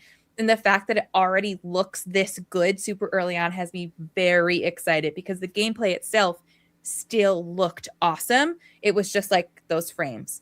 But it seems like it's going to be a little bit of like puzzling mechanics. Like, okay, I have to get into this building. So how do I get there? They also teased something is not quite as it seems at the end there. I don't want to spoil that, so I won't. But it's more than just like running away from a dinosaur type of game. And that is very, very exciting. So that is one to definitely keep an eye on because I think it's going to be a good one. Easily, I think I'll talk about the other one next, but that behind closed doors, hands off demo, I guess, was my favorite of the whole weekend. Lost Isle, I think it's called Lost Island, whatever it is. My goodness, I cannot wait for that video game. I love dinos, and I love the idea that you can't and should not fight back because you are. There's no way you're gonna win. Yeah. And it's so cool. So please keep that on the lookout because as Hida in chat says, it is from Alien Isolation devs. I'm very excited. Speaking of Alien Isolation, Kyle, you're a real son of a bitch. Why? I thought, because here's the thing, when you sent me the Alien Isolation 2 thing, I should have specified. I go, is this a hands-on or hands-off? They didn't game? tell me. Oh, okay, good. And so I found out there, it's like, this is a hands-on demo. We have 20 minutes. You're going to go face a xenomorph. This is the first 20 minutes of the game. And literally, you're in a basement, okay? It's dark carpet, dark walls. There's just one screen, and it's the devs going, you cannot run from it. Or sorry, you cannot fight it. You will not be able to kill it. It is going to constantly be hunting you. You have to be aware of your surroundings. You need to run. And then they're like, okay, now back to the stage over here. Your demo stations. And I'm like, okay, cool. I'm a big brave dog. And I've never played Alien Isolation 1, though I'm a huge fan of the franchise because I'm a big scaredy cat. Huge scaredy cat. And how you guys know how I play horror games. I first watch a walkthrough for about 20 minutes, get my bearings, then play that 20 minutes. It's a science that I've worked out to a T. And as I'm telling each dev that, because I'm so impressed with this game, they're like, yep, we know what type of player you are. You're a coward. I get it. So I'm like, I was too scared to play the original because there is no way of predicting this. Each playthrough is going to be different. So Alien Isolation 2, they recorded me while playing this. I will be dropping that into the Patreon first. They say that it's going to be coming shortly. I don't know when, but it's coming. And you get to see how I am trying to buy time. I'm looking at every card going, oh, look at, let me read this. Doop-a-doop-a-doop. And then the alien scene happens. And holy crap. So the difference between this one and the first game, from what I understand, is you're out in the open in a planet. Bad bit, part of the promotional material. John, I think so. You're outside and they are fucking with you constantly. So, you're outside, the weather, you're hearing the winds blow, you're hearing thunder, lightning, all that stuff just all around you. It's playing with you constantly. And then when the alien happens, you're now, every move matters and everything you do matters, and everywhere is not safe. They start you underneath a desk. The alien will find you underneath the desk. It'll know when to check. I was in the vents. Guess what happens in this game that's different from the first? It goes in the fucking vents. Okay, so as it should, because it does in the movies. Yeah. Joe the whole time, game over, man, game over. 100%. Also, there's items in the rooms and in the vents that you have to just sneakily go around. And you're hearing your own footsteps. You're hearing you move in the water, and it hears those things, and it gets attracted to those things. It knows when you're opening a vent and when you're shutting one. It was one of the most terrifying 20 minutes, and it ends with it going up a ladder that you need to go up. There's no other choice. There's no way around it. I was like, at one point, I was like hiding underneath the table. I'm like, I think I'm gonna live here now. This is a nice place. And then it starts moving really quickly. I'm like, oh fuck it, I'm out of here. So yeah, absolutely, utterly terrifying, and quite possibly my game of the show. It's incredible. I fanboyed every single time I met the dev. I'm like, this is one of the most scary games I've ever seen. Just the way also the environment screws with you is the same with the Ridley films where you first get introduced to it with the cat, where the cat is like wandering around, and you could every time there's a scene with the cat, there's a xenomorph. The xenomorph's in the background somewhere, like that's where the presence is. But like you're getting mistaken by a xenomorph being just tubing or a little like computer or whatever have you. Like it is so, so good. So good. In fact, I've downloaded it onto my PlayStation 5. I'm going to be catching up with this game when this game launches, I think sometime very soon. So, Alien Isolation 2. I'm so scared, but I'm going to play the first game because I'm a big brave dog. Kyle Stevenson, what's the next game you played, bud? I'm gonna rapid fire because I have a bunch more. Go. So really quickly, Light and I got to see Saw Genesis behind closed doors. I think it's okay. Okay. I'm a bit bummed it's an asymmetrical multiplayer game. The room was cool. We got to we sat next to Billy. Light became really good friends. I gave him a smooch so he wouldn't murder me. Absolutely. I think the ideas there are good. It takes place 100 years before the events of the first Saw movie. So, Jigsaw is not Jigsaw, but the judge in the game is what they call the trapper, I guess, the antagonist in this one, is the one that inspired Jigsaw to do what he does in his movies. And then the three other players are the accursed, and they have to try to escape and outsmart the judge as they are constantly dropping traps on you. I only say it was just okay just because it very much felt like a very early look at the game. The footage wasn't great. I know, like mentioned, the Lost Isle at 30 frames. This was like below 30 frames at times. The footage we saw, and yeah, it was very just okay. early. Clearly, very early. Very early. But they want to make sure that it is. I believe they said early access on Steam briefly, but they want to make sure that it is rock solid before it comes everywhere, but it will be everywhere at some point. Okay. Cool. So outside of that one, I'm gonna rapid fire through all the Day of the Dev stuff because I booked an hour and a half block, and saw I think 7 demos, each 50 minutes each. So I'll just go right through them. I played Bub, which was in the Day of the Dev showcase. The artistic style is incredible. There's not much to it gameplay wise, but if folks want an emotional narrative game, be on the lookout for this one. It's called Bub. It's the story of an artist turning his memories into art while he still can, because he's going through some health stuff. So he's trying to put his memories into art while he still has the ability to. I played Ithaca, which is a game all about climate change and making choices, and again, very narrative focused. Another emotional narrative game that the dev wasn't there, so I couldn't ask any questions about it, but it's still a good time. I played Lazy River from the creator of Secret Hitler, the board game. That game's wild. I am terribly bad at it. Shout out to the lady that was demoing it with me on the team, because it felt like I was in the old school E3 style presentation where they're constantly talking during multiplayer, like, yeah, I got some wood, right on, nice job. And it felt surreal playing a game like that. Essentially, you are in a space water park where somebody peed in the pool, and because they peed in the water, a parasite went into their body and turned them into a zombie, and now there's a zombie outbreak in this water park. and so you must use water to fight back. So super soakers. Pool noodles is the melee option, which is awesome, and you're just constantly building a raft going down, try to survive the zombies in this space, you know, whatever the Six Flags water park is.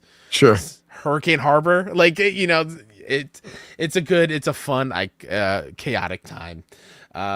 I played Shot One Fighters, which is not a me thing because I am not a fighting game, and it showed.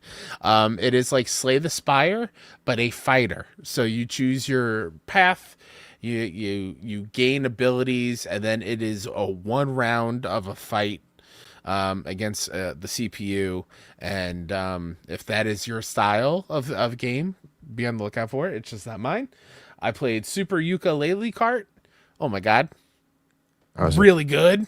Really? It was really good. There's dude. so many different types of challenges where you become really tiny, you become invisible. All the items you pick up feel great. The drifting feels awesome. And it's just based off of the SNES Mario Kart, right? Like that's the it's the same team that did like Diddy Kong Racing. So it is sorry, Genie. That fighting game is called Shot One Fighters.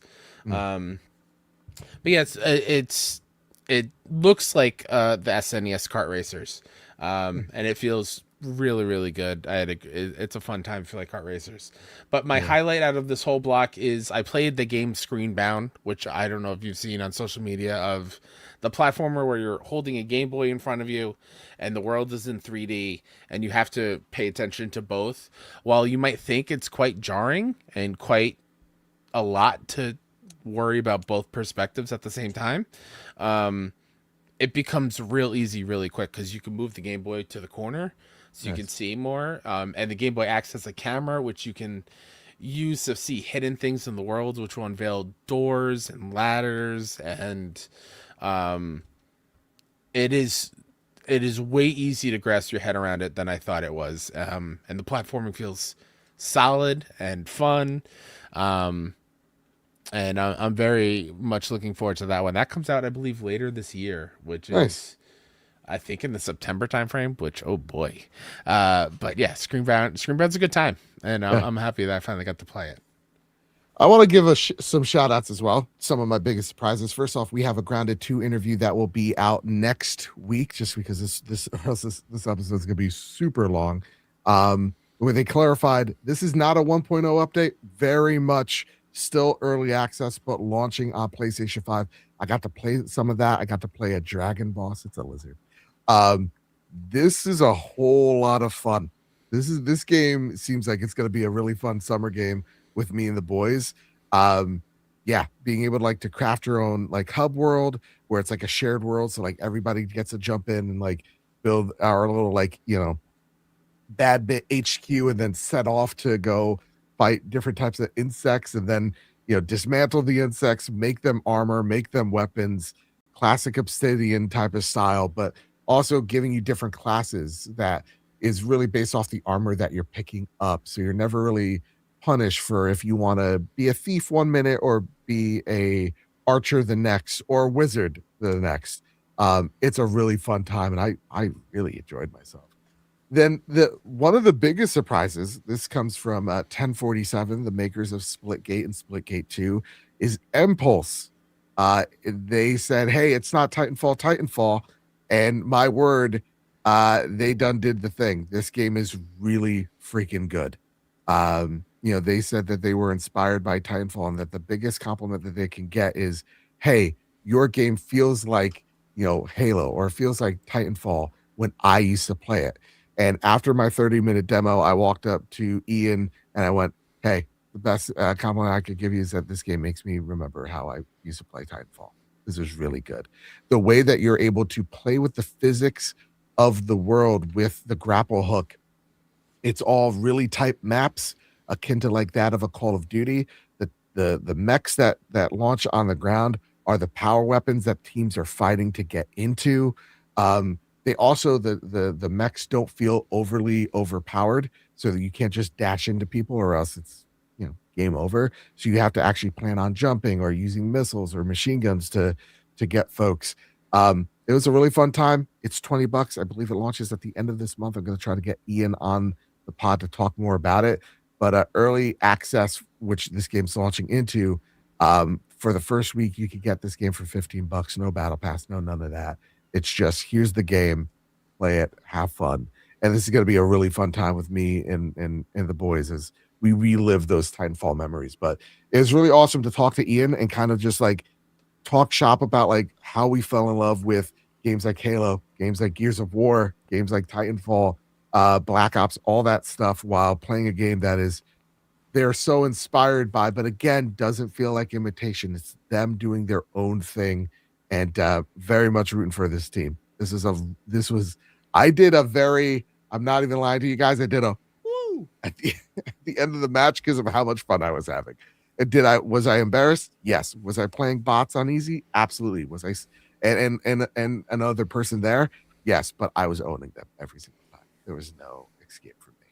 It was really fun because it was like he was very much supposed to go to each person on the little play pod, but I think I was doing so good that he was like at one point he's like, oh shit, what's that? I gotta go over there. Because of how much fun we were just having. So it was a good time. But after Alien Isolation 2, I think one of the most impressive games that I got to watch a hands-off demo was Clutch. Comes from Maverick Games. These are the former devs of Playground Studios, a former creative director over at Playground. And this is essentially a story of, how can I sell this? The elevator pitch is it's like a Need for Speed-esque story meets, but shot like Ford versus Ferrari, where you're playing as these two characters, these two young kids, up-and-coming racers. One's very headstrong, one's very reserved, and they are racing in both the night scene and also this very performance like F1 type scene. And at the same exact time, maybe you're running a few heists as well. It's kind of a mixture of all types of genres that we see in racing kind of blended into one cohesive story. So it's a narrative story-based racing title. And it was super impressive. And the one thing that was the takeaway when I asked the devs was, how do the AIs act? Because we're not using drivatars in this, right? And they go, well, when it comes to the Formula 1 racing, they're very much like standard form, like racing AI. When it comes to the night scene, it's not about being in first, it's about being the most stylish. So those racers are all about style points and all not about like hitting you off the road. Where then you have the cop AI, right? The police that are chasing after you, that their job is to make it as cinematic and aggressive as possible. So they're trying to hit you off the road. They're trying to make it so that you're just barely getting past as do a very much like Fast and the Furious-esque race to a very cool like action scene where you're shotting your car onto a helicopter or on a like not a freight train, but like an 18-wheeler. Um, a lot of fun. But the thing that had me most impressive or most impressed by was they go, this is more than just a single player racing game. This is a whole lot. They said that they shot Monaco one for one. Most of the streets there are what you're going to experience in Monaco. They also expanded it a bit to make it more racing game friendly. When it comes to the world, it's also an open world game as well. So it's very much giving me the vibes of a Forza Horizon, but instead of a nice little festival, there's some deep lore and story attached to it. You also have a co-op single player portion that is going to play, from what I gathered, it's going to feel like a take of like Split Fiction-esque, where one car's doing one thing in tandem with the other car to get past said level. You're also having where you could race in the open world and all the little mini games that come attached to that. And then they have a PvPvE mode attached to that as well. So there's a huge suite here in Clutch that's just waiting for you. And it really feels like they're trying to make a racing game that does appeal to everyone while also appealing to the folks that really love certain aspects. They also wanted to make sure that every car was accurate to what they sound like, how they drive, all of it. And they talked about how welcoming a lot of these car manufacturers were to the idea of like, hey, we're gonna like toss this, we're gonna toss a Austin Martin off a skyscraper. Is that okay? And they're like, yeah, absolutely. So Clutch really does seem like if this game is able to hit it the way that we think, or I hope it is, this could be something really big. And I'm really rooting for the team here because it's looking like it's shaping up to be something really special. And this is coming from, as you guys know, a person that isn't a car guy. I'm absolutely stoked for this. So yeah, Clutch by Maverick Games. Check it out. That was one of my games to show. But yeah, that was our time at Summer Game Fest. I got like 4 or 5 more. Oh, please go for it. Okay, I'll go super I fast. I thought you were wasting. Yeah, I thought you were wasting. I thought you wasted all of them on that. No. Really quickly, I played Wolf Among Us Remastered. It's Wolf Among Us. It's great. It's cool. Excited for everyone who did not experience, get to experience it later. I played a cute puzzle game called Hoa 2, but this little fairy bird that's trying to get enough gas to save their robot friend. It's gorgeous. I was too dumb and too tired in the moment to continue to play that game in the morning that we did, but that was really cool. I played a game called Slap Out of It from Day of the Devs. Devs formerly made VR games, but this is a puzzle game where you just slap things to solve it. Ben Starr is in that game, and the humor is quite good, and I had a couple of like aha moments. So that was very, very fun. I also I saw the Silent Hill Townfall behind closed doors, and similar to Lost Isle, it is a horror game where you can fight, but you shouldn't. And it's more about evading. And instead of like Silent Hill 2, where you have your little radio to know when enemies are around, you have this analog CRT TV that you can look through walls to keep track of where enemies are, so you can kind of plan your escape. The game is gorgeous looking, and the sound design is incredible. I'm very excited for that one. That one's out in September. But the final 2 that I want to hit on that we're allowed to, or I'm sorry, I also saw Tenebrae Somnia, pixel horror game like Resident Evil, but all the cutscenes are FMV, and I got to meet the actress who is in the game and meet the director who creates actual films in Argentina. Very, very excited about that one. That one looks like a ton of fun. But the main 2 I want to talk about are actually my games of the show. Oh, go for it, please. One of them is called End of Abyss, which is a twin stick shooter, Metroidvania, published by Epic Games. It is so tense and atmospheric, and the game felt good to play. I'm not the best at twin stick shooters, but it was methodical, and having it be like a Metroidvania was very, very good. But the big one out of that block is so good that I played the demo twice, and I dragged Light to it a second time.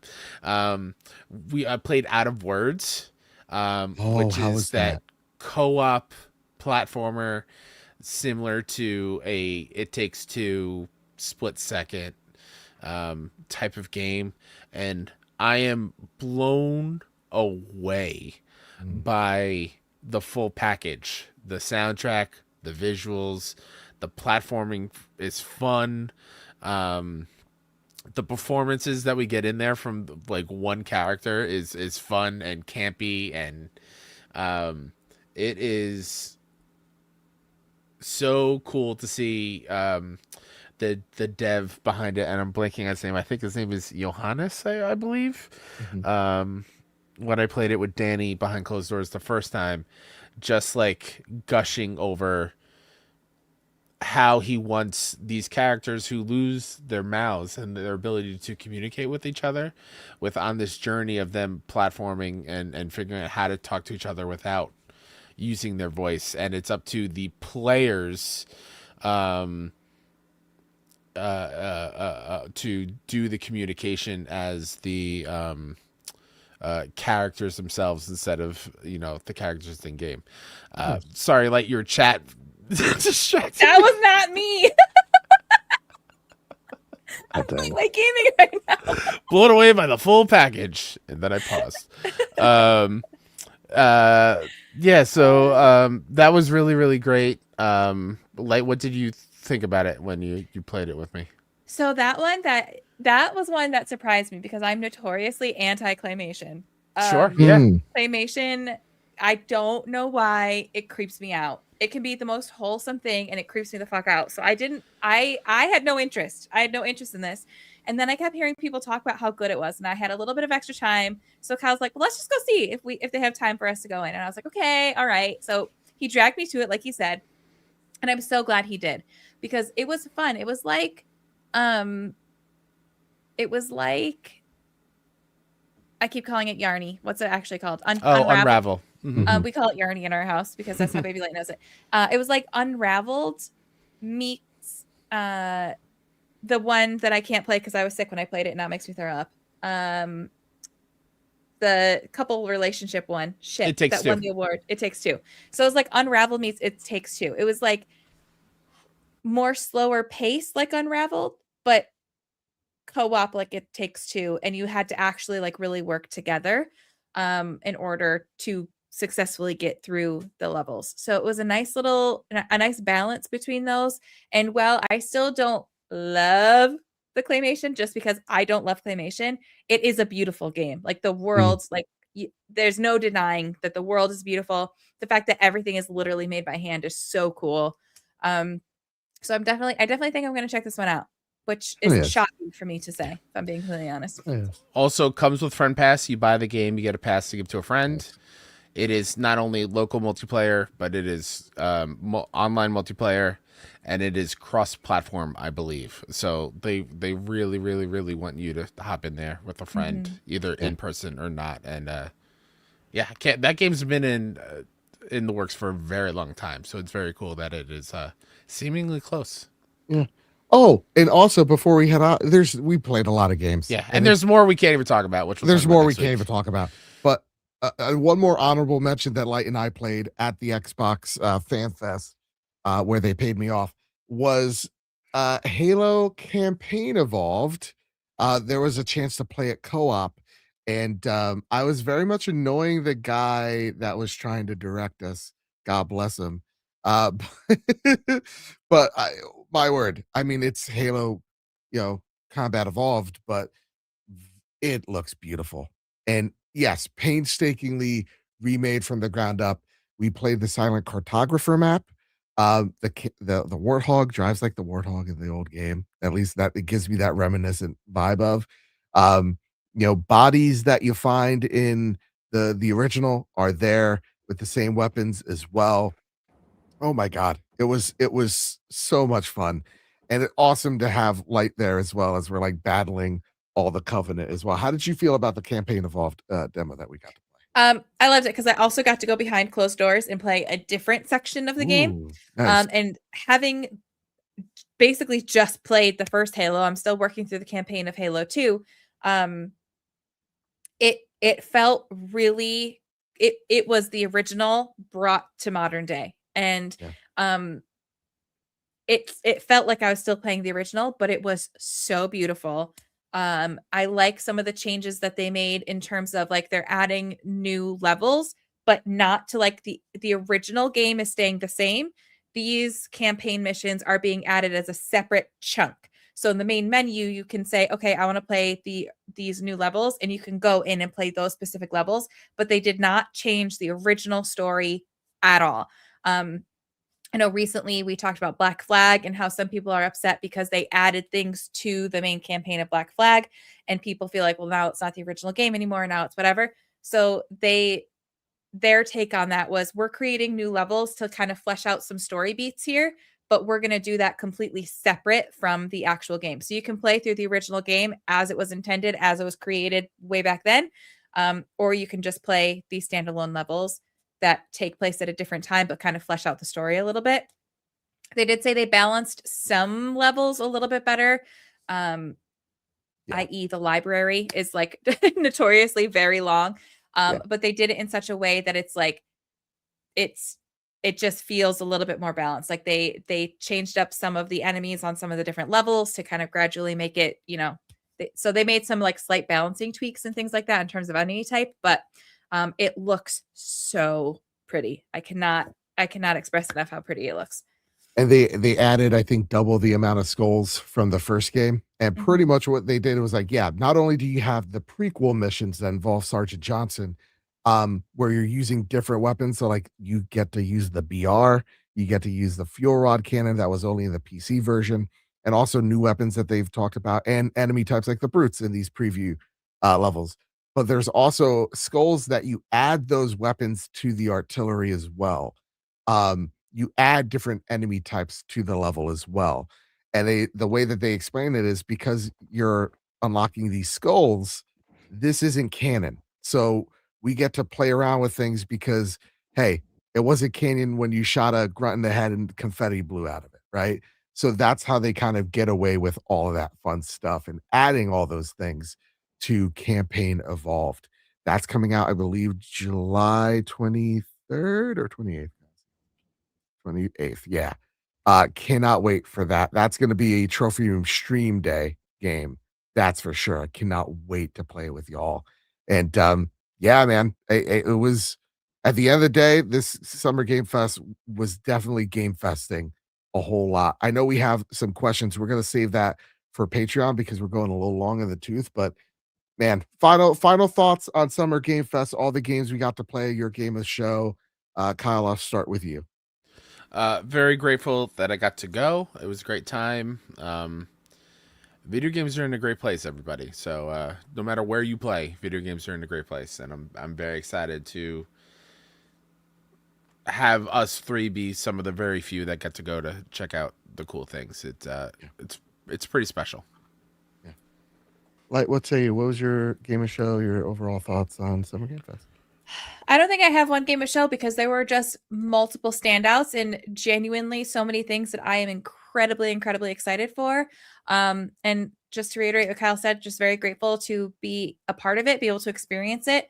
I always feel like I'm so busy, and then at the same time feel like I missed so much at these events too, because even with all the things that we did, there were still a bunch we couldn't get in for. So like, honestly, it's just a great time to be a gamer. These next couple of months, next couple of years are going to be like, no matter what you play, you're going to have something to play.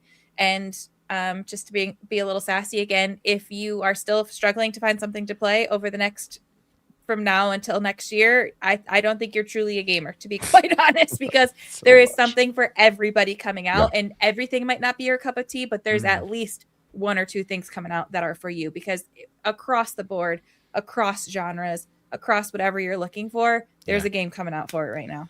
100%. Also, just really quickly, just so everyone knows, I tried my damnedest to play Control Resonant and be able to talk about it with you all.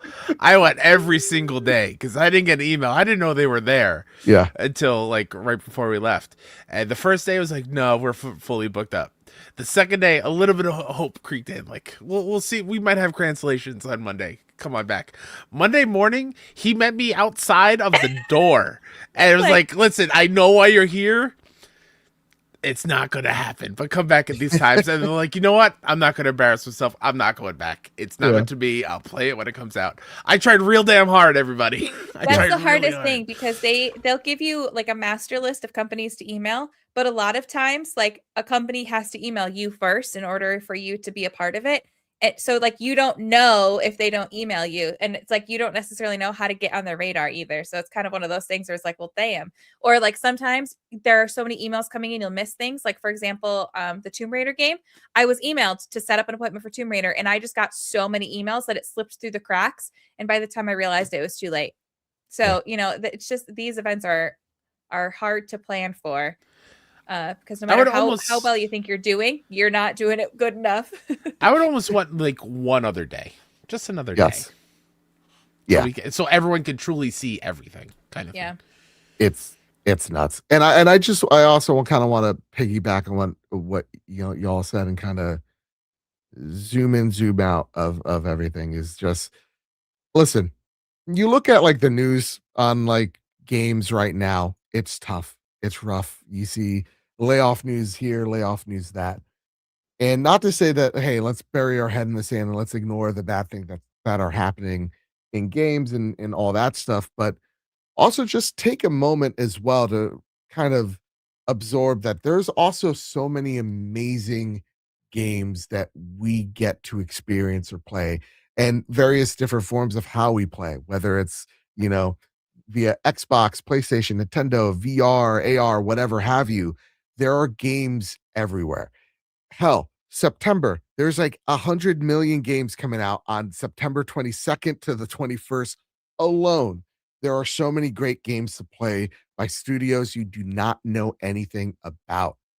You know, you take a look at socials and everybody's arguing why they put a lady in God of War Laufey. And I'm here to tell you the number one game that stole the show, God of War Laufey, with 7.3 million views on just that video alone. You know, the people that shout about this or that and why games are woke, dumb shit, they're just such a vocal, small minority that get, uh, that get the spotlight because the algorithm rewards outrage. But when you take a look at the top 10 games of Summer Game Fest, God of War Laufey, Legend of Zelda Ocarina of Time Remake, Code Veronica, Wolverine, Gears of War E-Day, Kingdom Hearts 4, Persona 6, Final Fantasy 7 Revelation, Spyro A Realm Beyond, Until Dawn 2. There are so many games, so many different genres represented there in the millions that are just excited to play video games. What's that? I said the millions. The millions. It's a great time to be a gamer and to play games and to enjoy them. And yes, while it's important to fight the good fights for, devs and PR and, the voice actors and every person that is involved making games, just understand also, take a moment, breathe. Everything's good. We got so many games to play. In fact, I think the problem is there may be too many of them. So, with that said, we got questions. We're going to leave that for our Patreon over at patreon.com/PS Trophy Room. Thank you all so much for supporting us. That episode will be free for you as well, just because we're holding questions from the Discord. So that one will be a freebie for everybody. But I want to thank our newest members: Brian Somnia at the gold tier, Foolish Fuji at the bronze tier, Brett Charwin at the bronze tier, Big G at the bronze tier, Corey Greer at the silver tier, Skylar at the bronze tier, Speedy B at the gold tier. I want to thank our premium producers, Todd Burwitz, Caleb Cook, Toxic, and Tommy. And also K-Rock's Kiddo Cullen. How can we forget that big kid? Our platinum producers, JC, K-Rock, The Shady Mailman, Tommy, Slap Funk 66, Mannix Visha. I want to thank our gold members, JB, the Purple Monkey, Katie, Kevin Mitchell, the Red Arrow, Drug Prowling Wolf, Lord Hatchie, Solo, staying carbonite free since 1983. Our silver members, Rick Arrington, the Good Sir, Kevin Diaz, the Astronaut Jr., the Jester, Sean McKenzie, Suddy, Steph Mildener, Jace Karate, Battered Haddock, the Social Savant, Lord Diala. I want to thank our YouTube members, Jonathan Cayley, Nisa Howard, the Kush Completionist, Mr. Light, a Freight Conductor, Strubles and Bits, Tommy, Jeannie Love, Stefano, B415, NES Encyclopedia, Connor Wing 1575, and Reese. And of course, I want to thank Tommy and Stefano for putting out those super chats, putting out those channel memberships for everybody. Thank you all so much. We could not do this without you guys. It's never lost on us. So with all that said, and with all that out of the way, everybody, thank you so much for getting us to SGF. Keep playing PlayStation. Bye-bye. I love you.